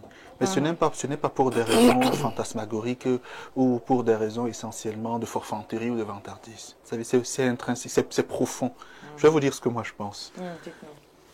Il est délicat d'uniformiser les cultures africaines. Il n'existe pas une seule culture, plusieurs cultures. Lorsqu'on parle de culture, il y a un faisceau d'éléments qui s'intègrent. Un mode vestimentaire, un mode alimentaire, une langue, une vision du monde, un régime matrimonial. Comme vous le savez, dans polygamie, il y a polygynie et polyandrie. Donc, il y a des cultures dans lesquelles les femmes prennent plusieurs hommes et d'autres dans lesquelles les hommes prennent plusieurs femmes. Mais au Cameroun, c'est la polygynie qui est davantage consacrée parce que la polyandrie, elle est exclue. Maintenant, en pratique, la constitution de l'être humain, au-delà du système d'incarnation, est majoritairement influencée par la femme.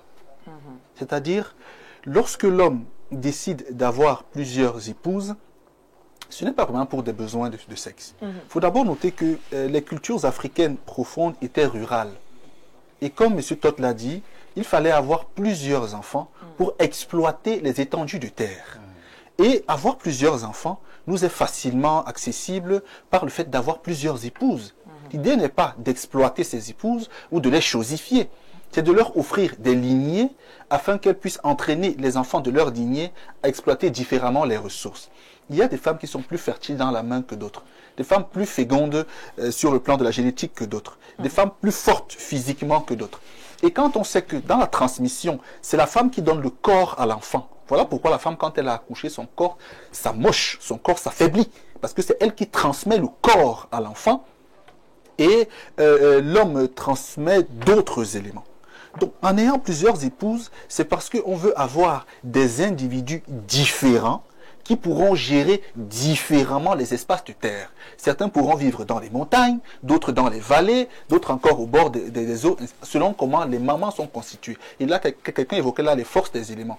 Il y a des femmes liquides, il y a des femmes eau, pour dire liquide, il y a des femmes feu, il y a des femmes terre, il y a des femmes air. Donc, en fonction de ce que sont ces femmes-là, elles font des enfants qui vont à un moment donné devenir suffisamment forts pour gérer des espaces définis. Le mixage culturel, le brassage culturel et l'influence occidentale ont fait en sorte qu'il y ait une subjectivation de la relation amoureuse, en mettant au centre quelque chose d'aussi léger que le sentiment. Je l'ai dit plusieurs fois sur le plateau quand je venais il y a plusieurs mois, dès qu'on se marie par amour, on a échoué. Dès qu'on cherche une femme ou un homme parce qu'on l'aime, on a échoué la relation. On a des couples quand même qui n'échouent pas, qui durent, qui restent ensemble, bien que c'est un mari uniquement par amour, sans avoir même tenu compte de À un moment donné, madame, l'amour là s'éteint. Il reste autre chose pour maintenir la relation. Si ce n'était que l'amour qui restait ou l'amour qui les unissait, cet amour-là, au moins, on n'aime pas de manière constante toute la vie. L'amour est fluctuant. Au moment où il baisse, qu'est-ce qu'il reste? Au moment où il est haut, d'accord, on est passionné. Donc ça, c'est le premier élément. Le second élément, c'est que dans les traditions mystiques africaines, on dit en toute chose, imiter la nature. C'est-à-dire l'Africain n'est pas pédant, il n'est pas présomptueux. il n'est pas cartésien qui dit que l'homme est maître et possesseur de la nature. Il considère que la nature l'a précédé, elle est plus intelligente que lui. Et comme le coq qui peut avoir plusieurs épouses pour étendre sa lignée, comme le lion qui peut avoir plusieurs lionnes pour étendre sa lignée, comme le bouc qui peut avoir plusieurs chèvres pour étendre sa lignée, comme les poissons qui peuvent se multiplier à foison, l'homme également pense qu'il faut étendre sa lignée parce que l'homme il est ensemenceur quand la femme elle est réceptacle. À partir de là, l'idée, c'est la question du sentiment qui fait naître le débat. C'est-à-dire, est-ce qu'on peut aimer plusieurs femmes ou pas? Dès qu'on évacue le sentiment, le problème ne se pose plus. C'est que la femme peut choisir également un homme en disant, cet homme est grand de taille, je veux des enfants grands de taille. Elle le pointe, elle l'a. Je veux des enfants brillants. Elle prend Monsieur Tot, elle fait un enfant avec lui. Je veux un enfant fort physiquement, elle prend son souhait. Donc ça veut dire, ce n'est pas tant une affaire de sentiment, c'est une affaire d'objectif. Dans la constitution de la société. Moi, j'ai une compagne aujourd'hui, elle est originaire de la région du centre. Quand on discute, je lui dis, écoute, l'acte de mariage sera polygame. Sera polygamie. Maintenant, est-ce que je vais forcément prendre une deuxième femme? Tout dépendra de comment est-ce qu'on vivra. Heureusement, elle a un peu de maturité aujourd'hui et elle me dit, écoute, je pense que c'est pas le plus important. C'est-à-dire, le régime n'est pas le plus important. Les femmes ont un problème de bien. Elles n'ont pas un problème de polygynie ou de polygynie, un problème de bien. Ça veut dire que si l'homme a beaucoup de moyens, même si elle était au départ contre la polygynie, elle va finir par accepter. Donc, les hommes n'ont jamais... La polygamie ou polygynie n'a jamais été majoritaire. Hein. Même dans l'Afrique antique, elle n'était pas majoritaire. Mais il n'y a pas des pays africains qui ont quand même limité la polygamie? Il y en a. La Côte d'Ivoire, là même, complètement rayée sur le plan légal. Mais quels sont les résultats quand on essaie de comparer? Est-ce que ce n'est pas mieux là-bas quand même? Quels sont les résultats? Ce que je peux vous dire, je n'ai pas d'études officielles, vous voyez. Oui. Mais ce que je pense, c'est qu'aujourd'hui, la plupart des divorces, j'en ai eu à conduire quelques-uns, sont issus, sont dégagés des foyers monogamiques. Je vous assure, c'est-à-dire que la monogamie ne rassure en rien de la qualité du mariage. Un homme fidèle n'est pas forcément un bon mari. Un homme monogame n'est pas forcément un bon mari. Ça veut dire. C'est quoi le bon mari, Bernard? Plusieurs facteurs. L'intérêt qu'il accorde à sa ou ses compagnes, l'énergie qu'il met pour solidifier des relations. La qualité d'une relation n'est pas fonction d'un critère comme la fidélité. Hein. Il y a des hommes qui sont même infidèles, qui trompent leurs compagnes, mais qui sont responsables, qui sont soigneux, qui sont disponibles et veillent sur leurs enfants. Il y a des hommes monogames qui sont violents, qui sont jaloux de manière maladive, possessifs, et qui sont vraiment, comment dire, égoïstes. Et qui ne sont parfois pas bien équilibrés mentalement. Hein. Vous voyez. Un homme qui est vraiment déséquilibré mentalement, ça c'est un point également. Pour sortir, c'est un avis, il est subjectif. L'homme qui peut doit savoir, parce qu'il faut pouvoir pour être polygame, doit savoir que la monogamie, c'est un système d'esclavagisation de l'homme. Lorsque l'homme se marie en monogamie, il est l'esclave de son épouse, de ses enfants et de sa belle famille. Qu'en est-il de la femme? La femme n'est pas esclave parce que la femme qui est seule dans le foyer fait moins d'efforts. Elle sait que l'homme doit se battre pour lui faire plaisir à elle. Faire des efforts tous les la vie est un jeu d'intérêt, Madame Bessala. Les jeunes de 20 ans vous diront, est-ce qu'on se marie pour avoir des intérêts, pour gagner quelque chose dans la vie? Tout ce qu'on fait. Je vais vous... Monsieur Niemek, il est assis près de moi. Il y a 1 an, on venait à l'émission. On parlait de la sagesse. Vous savez qu'il m'enseigne beaucoup de choses. Il m'avait défini plusieurs fois la sagesse. Il m'avait dit... La sagesse peut être l'application de la morale à un haut niveau de rigueur. Il est assis. Il m'avait également dit, l'homme sage est celui qui, par moment, se demande avant d'agir quel est l'intérêt que j'ai à poser tel acte. Une fois qu'il a déterminé l'intérêt, il sait si l'acte lui est profitable ou pas et ça devient un homme sage. C'est ce que j'essaie de faire au quotidien. Donc aujourd'hui, je n'ai pas intérêt à me faire berner, à me faire utiliser ou à devenir esclave. Merci J'ai intérêt à être heureux. Merci Bernardo. Basson va également prendre le point de vue de Pierre Blériot Niemek ce matin. D'abord, de prime abord, on a la thématique, est-ce que l'Afrique peut se départir de la polygamie selon vous?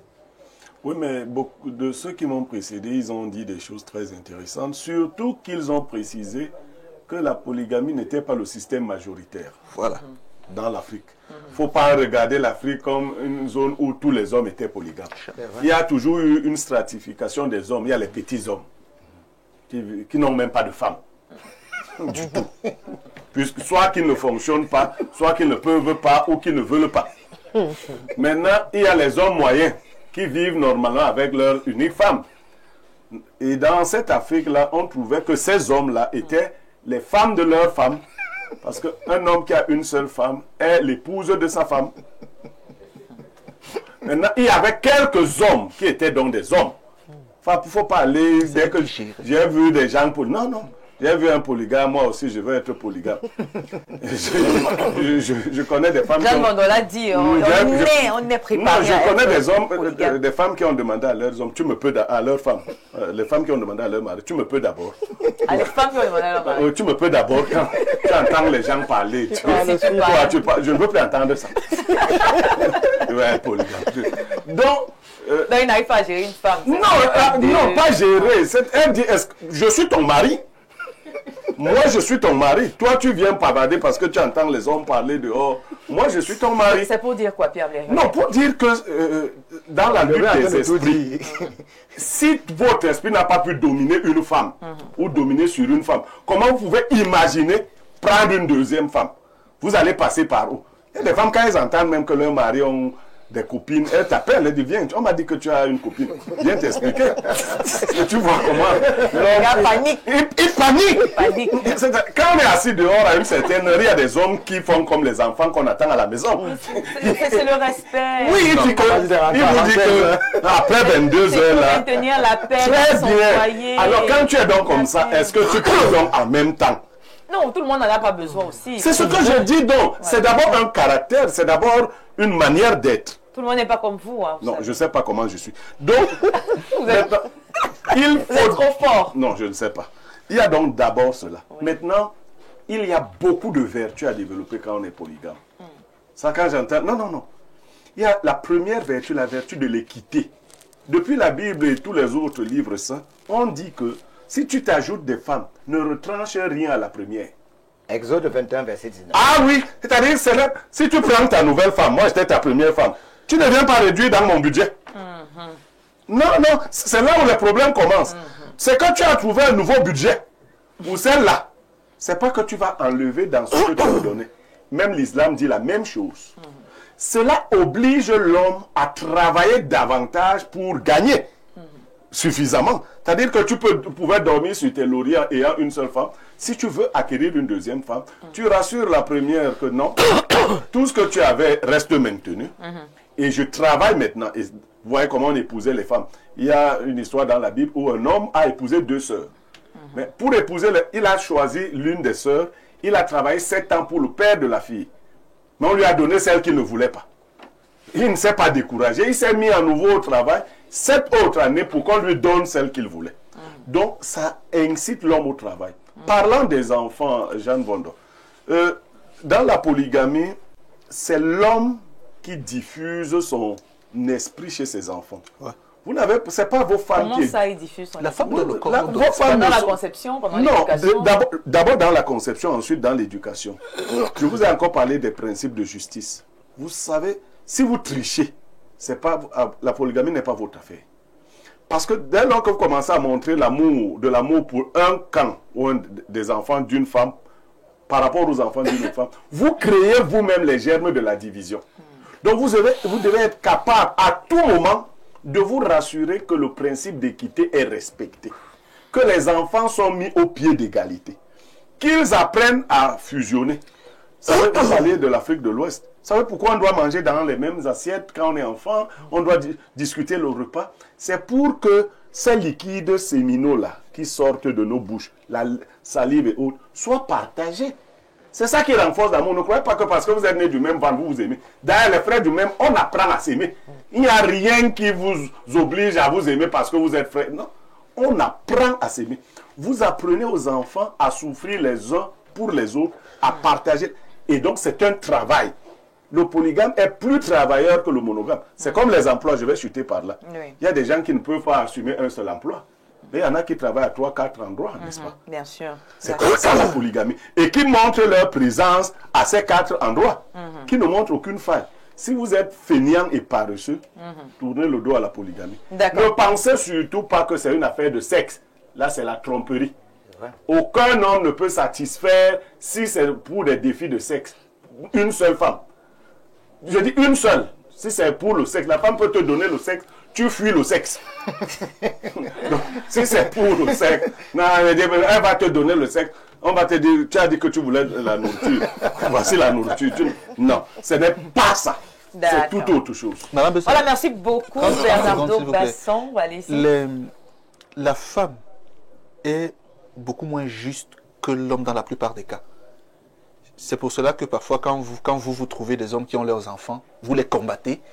Mais quand l'homme prend vos enfants, lui, il ne les combat pas. Bon, je suppose que ce n'est pas vous, moi. Non, quand je dis vous, c'est de manière générale. Mettons cela à côté. Dans la polygynie, la femme se donne plus de mal à construire et à produire. Elle ressent vraiment le besoin de fonder sa lignée et de travailler pour sa descendance. Dans la monogamie, la femme abandonne très souvent certaines charges à l'homme. Donc, pour que l'homme soit sûr que la femme se batte vraiment pour l'équilibre du foyer, il faut qu'elle soit assistée. Parce que dans la plupart des cas, elle rejette tout sur l'homme. Même si elle a acheté la bouteille de gaz, rembourse-moi. Elle a acheté une boîte d'allumettes, rembourse-moi.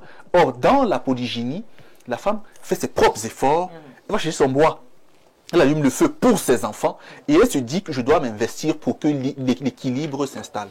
Donc, comme M. Yameka dit, il y a des valeurs précises en polygynie qu'il faut vraiment manifestement incarner. D'accord, merci beaucoup. Je vais revenir à ma droite. Est-ce que la polygamie, vous pensez qu'elle favorise plus ou elle freine, n'est-ce pas, l'émancipation économique de la femme? L'émancipation économique de la femme. Oui. Mais pourquoi est-ce que dans un foyer, la femme devrait être émancipée économiquement? Puisque pourquoi est-ce qu'elle devrait travailler pour bâtir la famille. Justement. Voilà. Et donc, émancipée, c'est-à-dire qu'elle doit développer ses richesses, c'est ça? Oui, bien sûr. Ses richesses propres.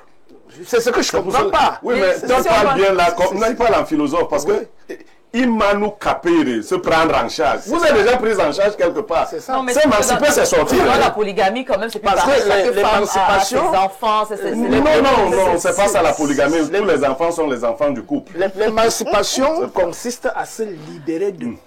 Or, dans un mariage, on n'est pas libre. Ni l'homme, ni la femme. Lorsque les deux s'unissent, c'est pour former un. Et si, dans le cas où l'homme a plusieurs femmes, c'est plusieurs autour d'un. Maintenant, autour d'un, quel type d'homme? Ça doit être un homme idéal. C'est-à-dire, les femmes peuvent accepter de se mettre ensemble autour d'un homme idéal. C'est-à-dire qu'en lui, on voit un très grand potentiel. Un peu comme les Réunions, mec. Bon, elles sont 6 qui ont accepté de se mettre autour de lui. C'est mon frère de longue date. On a toujours débattu de ça à l'université. Donc, c'est un sujet d'actualité. Comme j'étais en train de le dire, il y a des hommes et des hommes, et elle a su bien le dire. Il y a des hommes et des hommes. Bien sûr. Il y a des hommes, c'est-à-dire que, et ça aussi c'est une émission pour donner des leçons aux jeunes filles. Parce que les jeunes filles sont dans une bulle où elles veulent posséder l'homme à elles seules. Mais pose-toi la question, le type d'homme que tu penses que tu possèdes là, est-ce que si on le met face à un autre homme, il le peut? Mais est-ce que c'est pas aussi la faute aux hommes à un moment donné? Parce que les hommes qui viennent vers les femmes en ne leur disant pas la vérité. Oui, mais ça aussi, c'est pour ça que je dis, nous vivons dans l'hypocrisie. Parce que imaginez-vous, vous avez passé toute une vie à dire à une femme, tu es mon amour, tu es machin. C'est pas la seule. Le jour du deuil, il y a 15 femmes qui arrivent avec 38 enfants. Elle arrête de pleurer le cadavre qui est là pour pleurer la trahison. Donc au contraire, au lieu de te pleurer, commence à maudire le cadavre. Donc voilà, les filles préfèrent vivre dans l'hypocrisie en réalité. Et c'est les leçons que je donne ça, la culture. Même dans les amphis. C'est-à-dire que vaut mieux tu te dises que mon homme, même s'il m'épouse, il pourra avoir une autre femme. Ou il pourra avoir d'autres. C'est-à-dire, vis dans la réalité, ne vis pas dans les illusions où tu crois que mon homme est à moi. Donc c'est du mensonge. Et je sais que les filles aiment bien se faire mentir. Parce qu'elles aiment bien les hommes qui leur mentent, que ceux qui leur disent la vérité. Donc je voulais un peu étendre mon propos en disant que l'homme idéal rassemble plusieurs facteurs. Il y a d'abord la stabilité mentale. Oui. Parce qu'un homme instable mental ne peut pas gérer même une seule personne. C'est impossible. Ouais, j'en parlais tout à l'heure. Donc la stabilité, l'équilibre mental. Ça devrait être l'un des critères. Même dans la première base. Le charisme, c'est-à-dire le don de leadership. Celui qui dit on va comme ça, on va dans telle direction. Tout le monde avance. Et quand les gens avancent, oui, et quand les gens avancent, ils se rendent compte qu'ils prennent toujours des bonnes décisions. Parce que les gens ne doivent pas s'avancer comme des moutons. Il faudrait que, quand il dit on avance, quand les gens avancent, on découvre que, mais, effectivement, ce n'est pas un idiot, il voit, c'est un visionnaire. Et donc, autour de cet homme, vous allez voir beaucoup de personnes venir se greffer. Il y a donc le charisme, le don de leadership, il y a les moyens matériels. Parce que déjà, si tu n'arrives pas à manger, te nourrir toi-même, tu ne peux pas nourrir une femme. Et si vous avez un enfant, tu ne pourras pas nourrir une femme et un enfant. D'accord. Donc les moyens doivent aussi intervenir à ce niveau. Et il y a l'équité dont il a fait mention. L'équité qui consiste à prendre tout le monde sur la même base. Même si tu aimes une plus que les autres, ne viens jamais afficher ça en public. Parce que cela va créer la sorcellerie à un moment donné dans nos foyers polygamiques. Et il faudra aussi une garantie, bien évidemment, pour l'avenir des enfants. C'est-à-dire que, bien évidemment, c'est-à-dire qu'on aura beau vécu. C'est-à-dire, moi, je suis issu d'une famille polygame. Et je suis avec mes frères. Vous n'êtes pas polygame. Je suis en... Donc, comme ça, tu ne peux pas. C'est-à-dire qu'il est en train de se demander comment il va aller se justifier. S'il dit ça là. S'il dit ça là, ça qui est à la maison, dès le début de la relation, je lui ai dit, je suis pour la polygamie. Donc, il pourra t'arriver d'avoir... Moi, je suis un homme, je suis un étonne d'avoir chez nous, c'est la vérité. C'est pas l'hypocrisie. Donc, quand tu te mets avec une femme, tu es d'accord, on avance, oui, mais sache qu'il pourra arriver... Quand ce n'est pas les étoiles, c'est le mari des étoiles. Je suis désolé, même les Bassas ont le même caractère. Ce sont nos frères, on est là. Vos cousins germains. Même au niveau des rites, on fait les rites ensemble et tout. Il y a beaucoup de rites communs. Bien évidemment. Donc, j'étais en train de dire qu'en réalité, il faut être honnête, il faut être charismatique, il faut avoir de l'équité, il faut avoir de l'équilibre mental, etc. Et il faut avoir des moyens suffisants pour pouvoir mener une vie équilibrée avec ces multiples femmes et garantir l'avenir des enfants. En garantissant l'avenir, ça veut dire qu'il faut tracer des sillons où chacun ne viendra pas empiéter sur le sillon de l'autre. Magnifique, merci beaucoup. On va prendre quelques réactions avant de passer la parole au prochain intervenant. Bonjour à vous sur le plateau. Très belle thématique. J'épouse tout en admirant les prises de position de M. Bernardo et Bertrand sur la définition du mariage, voire même des relations interpersonnelles. Ce serait vraiment dupe de définir l'authenticité, l'originalité d'une relation par ce qu'on appelle amour, et même qu'est-ce qu'il en est réellement si ce n'est pas la quête de ce qui nous manque, de l'intérêt pour être clair. Toutefois, quand il devient intéressé, et c'est donc l'on apprend à s'aimer, comme on le dit si bien, mon cher grand frère Blériot, je pense que la polygamie peut être un idéal en fonction de ce dont on aspire, et non fait d'amour brise depuis Nialadou à la bon vendredi. Bonjour le panel, est-ce que le polygame a aussi des copines? Le travail n'empêche pas le job. Le polygame a aussi des copines. L'emploi n'empêche pas d'avoir un job. Parce qu'à un moment donné, on s'est dit, ok, nous les femmes, si ça peut être une solution à l'infidélité, à l'adultère des hommes, d'accord, on va essayer. Oui, mais après, vous avez encore... femme, elle n'apparaît pas un jour et vous mariez. Avec l'acte directement en main, comme ça. Non, mais est-ce que ta deuxième femme apparaît un jour comme ça, pim, voici, je suis derrière ta femme. Donc, du coup, il y a infidélité. Il y a recherche. Il y a recherche. Il y a infidélité. Non, il y a recherche. Parce que ce n'est pas encore votre femme. Mais elle n'apparaît pas. Elle n'apparaît pas. C'est un peu le téléchargement du ciel. Continuez avec les messages. Bonjour à tous. La Bible dit, l'homme quittera son père et sa mère, s'attachera à sa femme. La Bible ne dit pas à ses femmes. La polygamie existe dans l'Ancien Testament. À partir du Nouveau Testament, on ne parle plus de polygamie. Lewis Kelly, depuis Denver, et il n'a pas tort. Non, on annule tout ça directement. Moi, la Bible n'est pas un référent pour moi. Moi, je suis une bonbon. Demandez à la personne de lire Exode 21, verset... La Bible n'est pas un référent pour moi. Exode 21, verset 19. Par rapport à la Bible. Si tu décides de prendre une seconde femme, tu devrais la traiter équitablement à la première. Dieu n'a jamais été contre la polygamie. Dans 1 plus 1 égale 1. Merci. Bonjour à vous sur le plateau. Bonjour à la valisette de modération. Bonjour à madame Jeanne Bonneau. Ça monte déjà. Ça monte aussi de la sacoche à la valisette. Incroyable. Après, ce sera la valise. Il y a un invité qui a donné un verset, Exode 21, verset 19, soutenant que Dieu encourageait la polygamie. Ce verset ne parle pas de ça. J'ai même parcouru les versets autour pour vérifier, car il y a souvent des décalages en fonction des versions ou des traductions. Exode 21, 19, celui qui aura frappé ne sera point puni dans le cas où l'autre viendrait à se lever et à se promener dehors avec son bâton, seulement il le dédommagera de son interruption de travail et il le fera soigner jusqu'à sa guérison. On a confondu le verset, mais j'admire son éloquence, mais il doit observer un peu de retenue quand il veut faire parler de la Bible, car la Bible... le verset existe. Il n'y a pas de débat sur le verset. J'ai peut-être confondu, mais je vous dis que c'est à Exode. Non, le verset existe. C'est Jean Arsène depuis Bolova, en tout cas. Alors bonjour les démineurs, très bonne dénonciation ce matin. Moi j'en connais un ami qui sort avec 3 filles, dont 2 de la même université et une autre au quartier. Je vous assure, les 3 filles se connaissent, mais le garçon lui joue au BG. Je vous rappelle, BG c'est beau gosse. Et quand ton problème arrive, il se retire et joue à Monsieur Personne. C'est signé Émeris depuis Douala. Il ne peut même pas être polygame. Il ne peut pas. Parce il n'a pas les nerfs solides. Non, il n'a pas... Moi, c'est pas pour les enfants. Hein. On dit bien mari, âge de se marier. Quand vous voyez un homme qui panique beaucoup, il ne peut pas être polygame. Bonjour, cher panel. Et il n'a pas chéri sa... Il y a les vieux qui paniquent encore. Alors, je salue le retour du sucre national, désormais avocat. C'est un plaisir, j'apprécie l'authenticité du slammer concernant la polygamie. C'est vrai, si on veut énumérer les causes de la polygamie, il y a l'ordre naturel, je parle de la physiologie de l'homme, donc du sexe, la spiritualité, pour ne pas faire tout moche, on dira tout simplement que chaque femme dégage une particularité et parfois, il vaudrait mieux en détenir le maximum selon ses perspectives. Bon, il y a d'autres aspects, notamment celui de la représentativité en termes de progéniture. Bon, la question, la polygamie pose problème à qui particulièrement? Aux femmes, bien sûr. Peut-on donc s'en défaire? Monogamie ou polygamie, tout doit faire l'objet d'un accord et non d'une duperie. Dans tous les cas, je suis pour la monogamie. Exactement. C'est une question de bien. Tout ce qu'on veut débattre là. Si une femme va voir un homme qui a beaucoup de moyens et qui est polygame, elle va aller s'allier. Là, la plupart, quelques-unes, par exception, par principe, pourront dire qu'elle ne veut pas s'affilier. Mais la plupart des femmes, c'est une affaire de bien. Elles cherchent même la polygamie. Ouais. Et aussi, comme Yemeka dit, il y a des hommes structurés. Quand tu le vois comme le père de tes enfants. Tu vois un homme qui est debout, qui parle bien, qui est financièrement assis. Mais si tu vois un qui est un peu comme une crevette là... C'est normal qu'elle soit contre la polygamie. D'accord. Mais à 30 ans, 18 ans. Ça dépend. Bonjour à tout le plateau, particulièrement la belle présentatrice. Bon retour à Bernardo également. La polygamie est naturelle et de Dieu.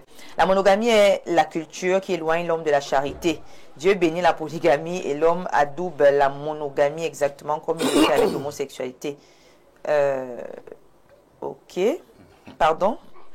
Dieu bénit la polygamie et l'homme adoube.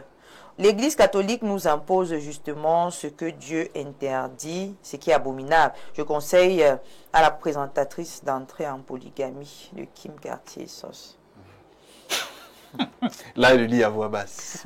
Elle lit la suite du message à voix basse. Celui qui doutait. Hein, du verset, vous avez retrouvé le verset? Exode 21, verset 10. Voilà. Exode 21, verset 10. S'il prend une autre femme, il ne retranchera rien pour la première à la nourriture, aux vêtements et aux droits conjugal. Voilà. Exode 21, verset 10. Verset 10. Okay. Il dit que Dieu n'est pas incohérent. Il ne dit pas un truc qui sont contraires. Et tout le monde était polygame dans la Bible. Salomon, non, Jésus, pas tout le monde. Ils étaient presque tous. Non, disons polygames. Que les grandes figures, parce que ce sont les grandes figures qui sont montrées. On ne parle pas souvent de la vie des petits. Bien sûr. En général, même dans les livres d'histoire, le gars qui habitait à côté de Charles Tangana, on ne sait pas qui c'était. D'accord. Alors, on va faire un dernier tour de table. Là. On a quand même l'impression, Bernardo Basson, qu'il y a un recul de la polygamie chez les jeunes générations. De plus en plus, d'ailleurs, quand vous écoutez les messages, les jeunes ne s'intéressent pas à la polygamie. C'est effectif. C'est parce qu'il y a 2 facteurs qui expliquent cela. La montée du capitalisme. Et le fait que la vie devienne de plus en plus difficile et que la polygamie ait un lien fort avec l'argent, le fait qu'il y ait beaucoup moins d'argent, beaucoup moins d'accès à l'argent, crée un recul de la polygamie. Le second facteur, c'est l'influence occidentale, avec la subjectivation des fondements de la relation. Mon homme à moi, ma femme à moi, le sentiment et autres. Ce n'est plus vraiment l'objectif de construction qu'on recherche, c'est la satisfaction d'un petit ego, d'un petit plaisir ou d'un sentiment qui naît et qui va mourir dans quelques années. Donc il y a juste une... Pour ne pas être insultant, il y a une méconnaissance de la valeur pluridimensionnelle du mariage, il y a une négligence de l'impact réel du mariage dans la vie de l'homme qui pousse ces jeunes à moins comprendre les choses. Sauf que beaucoup de ces jeunes-là, 10, 15 ans plus tard, comprennent. J'ai un parent, je sors par là, qui m'a dit récemment, moi j'ai épousé une femme, mais si je devais le faire, je ne le referais pas. Comprenez ce qu'il veut dire par là. D'accord. Merci beaucoup. Dans ce cas précis, est-ce que la tradition devrait donc primer, selon vous, chère Jeanne Von? Bien sûr.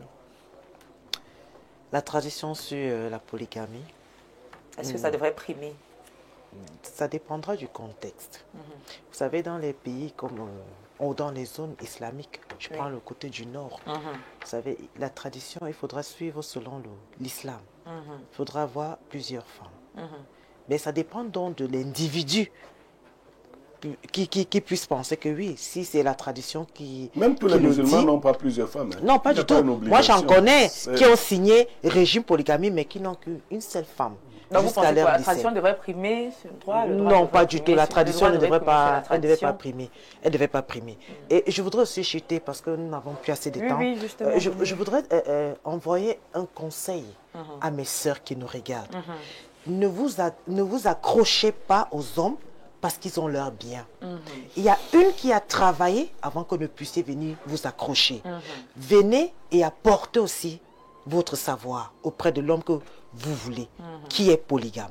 Donc, nous avons remarqué les femmes, je m'accroche à Basson parce qu'il a de l'argent, je m'en vais aussi manger. Est-ce que tu as pensé que celle qui était d'avance avant toi, elle n'a pas pu fournir d'efforts? Donc les femmes, si vous voulez vous accrocher aux hommes qui sont polygames, apportez aussi votre savoir-faire. Merci beaucoup, docteur. Alors, quand on regarde la thématique, est-ce que vous pensez que l'Afrique doit se départir de la polygamie? Non, que non. C'est pas une règle absolue qui devrait être énoncée ainsi. Parce que, comme je l'ai dit, les Africains, quand ils vivent en accord avec ce que dicte l'univers, l'ordre de l'univers. Les Africains n'imaginent pas... En fait, le vrai Africain, parce qu'il faut qu'on se comprenne très bien. Déjà, un Africain chrétien, un Africain musulman, un Africain franc-maçon, rosicrucien, est influencé par ces écoles idéologiques. Il n'est pas africain. Ça dit qu'on voit quelqu'un qui est noir de peau, mais dans son univers de représentation, il est ailleurs.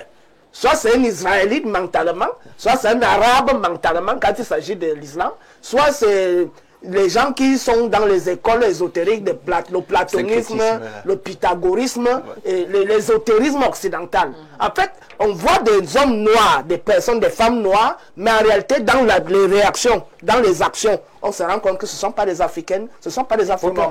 Donc il y a une sagesse africaine qu'il faut apprendre à connaître. Il y a une spiritualité africaine qu'il faut apprendre à connaître. Il y a un mode de vie, un vécu.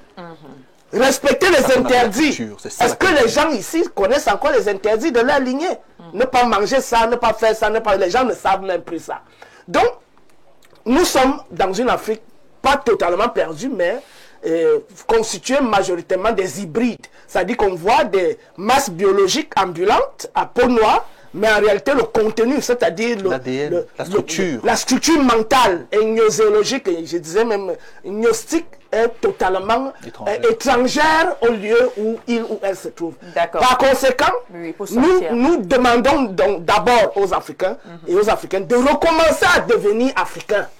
Et une fois que nous allons recommencer à devenir africains, certaines questions ne seront plus posées. On a l'impression que vous voulez pousser tout le monde à la polygamie. Non, je n'ai pas dit... Il faut pas juger sous le prisme étranger. Ce que je suis en train de dire, je suis très clair sur mon... Et qu'est-ce qu'on retient pour sortir? Ce qu'on doit retenir, c'est que un vrai Africain, une vraie Africaine, connaît les enjeux du mariage. Comme il a été dit, il est vrai, les sentiments peuvent unir des personnes, mais ça ne doit pas se limiter aux sentiments. Il y a un idéal de vie à atteindre, parce qu'à un certain moment, quand vous avez fait 10 ans de mariage, vous pensez que c'est toujours l'amour des premiers jours là? Il y a quelque chose qui continue. Oui, il y a quelque chose qui continue de vous lier, qui continue de vous lier, qui déborde l'amour, le flash des premiers jours. Merci donc, beaucoup. La polygamie devient dans la pensée africaine. Oui, la polygamie dans la pensée africaine est un moyen de richesse. Merci. Mais il faut avoir suffisamment de moyens. Deuxièmement, il ne peut être polygame que celui qui a les capacités mentales, physiques, donc de leadership et matériel. D'accord, merci beaucoup. S'il vous plaît. Oui, je voulais dire à l'endroit des femmes. Oui. Ne vous comportez plus comme des machins de table rase, de laisser pour compte et de rien n'était. La polygamie, c'est bien. Seuls les monogames divorcent. Les polygames ne divorcent jamais. Ça veut dire que c'est le bonheur. Je suis né dans la polygamie, j'ai toujours été heureux. Mais pour être polygame, tout le monde n'est pas destiné à être polygame. Il faut être un homme mystique. Tu épouses Bertrand Tchenkam, sache que le marabout, ça ne va pas marcher. Les écoles, ça marche pas. Ben moi, donc, pas de marabout. Tu viens parce que l'homme doit être au-dessus. Sa fréquence vibratoire doit être au-dessus de la vôtre. Il faut le savoir. Dans un polygame, doit être d'abord un homme mystique. Il doit être prédestiné. Il doit être équitable. Tu as acheté les pagnes, tu as 4 femmes, tu achètes 4 pagnes. Moi, j'ai vécu dans un environnement où on avait un cahier de 32 pages. Ton frère t'a énervé? Oui, oui. Tu écris. Il y avait une réunion de crise. Pas de copinage, pas de commérage dans le concubinage. Ton enfant est né, il a 4 ans avec toi, on l'envoie chez la première femme. Comme pour dire que tu enlèves dans ta tête que tes enfants sont tes enfants. On envoie les enfants de l'autre femme chez toi. Et le jour où la femme a, son enfant doit se marier, c'est Madame B qui prend ton enfant. Elle est devant, parfois tu n'as même pas de pain, c'est ta coépouse qui mange. Donc c'est l'homme qui fabrique son mariage. Et l'homme polygame, c'est un homme sage. Et si nous ne sommes pas polygames, les autres filles seront à la merci des oubliettes. Moi, j'en aurai 4. Merci beaucoup pour votre prise de parole. Je rappelle que moi également, je suis issue d'une famille polygamique, mais ce n'est pas pour autant que je partage justement la polygamie. D'ailleurs, les vrais étones sont polygames. Hein. Les vrais étones, il y a les faux étones. Oui, les vrais étones sont polygames. Ma mère est en mariage chez les étones. Ah, d'accord. Donc, mes autres frères sont étones. Vous voyez? C'est vraiment vous ressemblez à mon papa sur beaucoup de points. Voilà, donc à la polygamie aussi. Non, en fait, aussi, on a tout dit. Il ne faut pas imiter les gens. Chacun doit mettre le sac là où il pourra le décrocher. Les dix ça chante. Il y a des femmes qui vont épouser les hommes, au propre comme au figuré.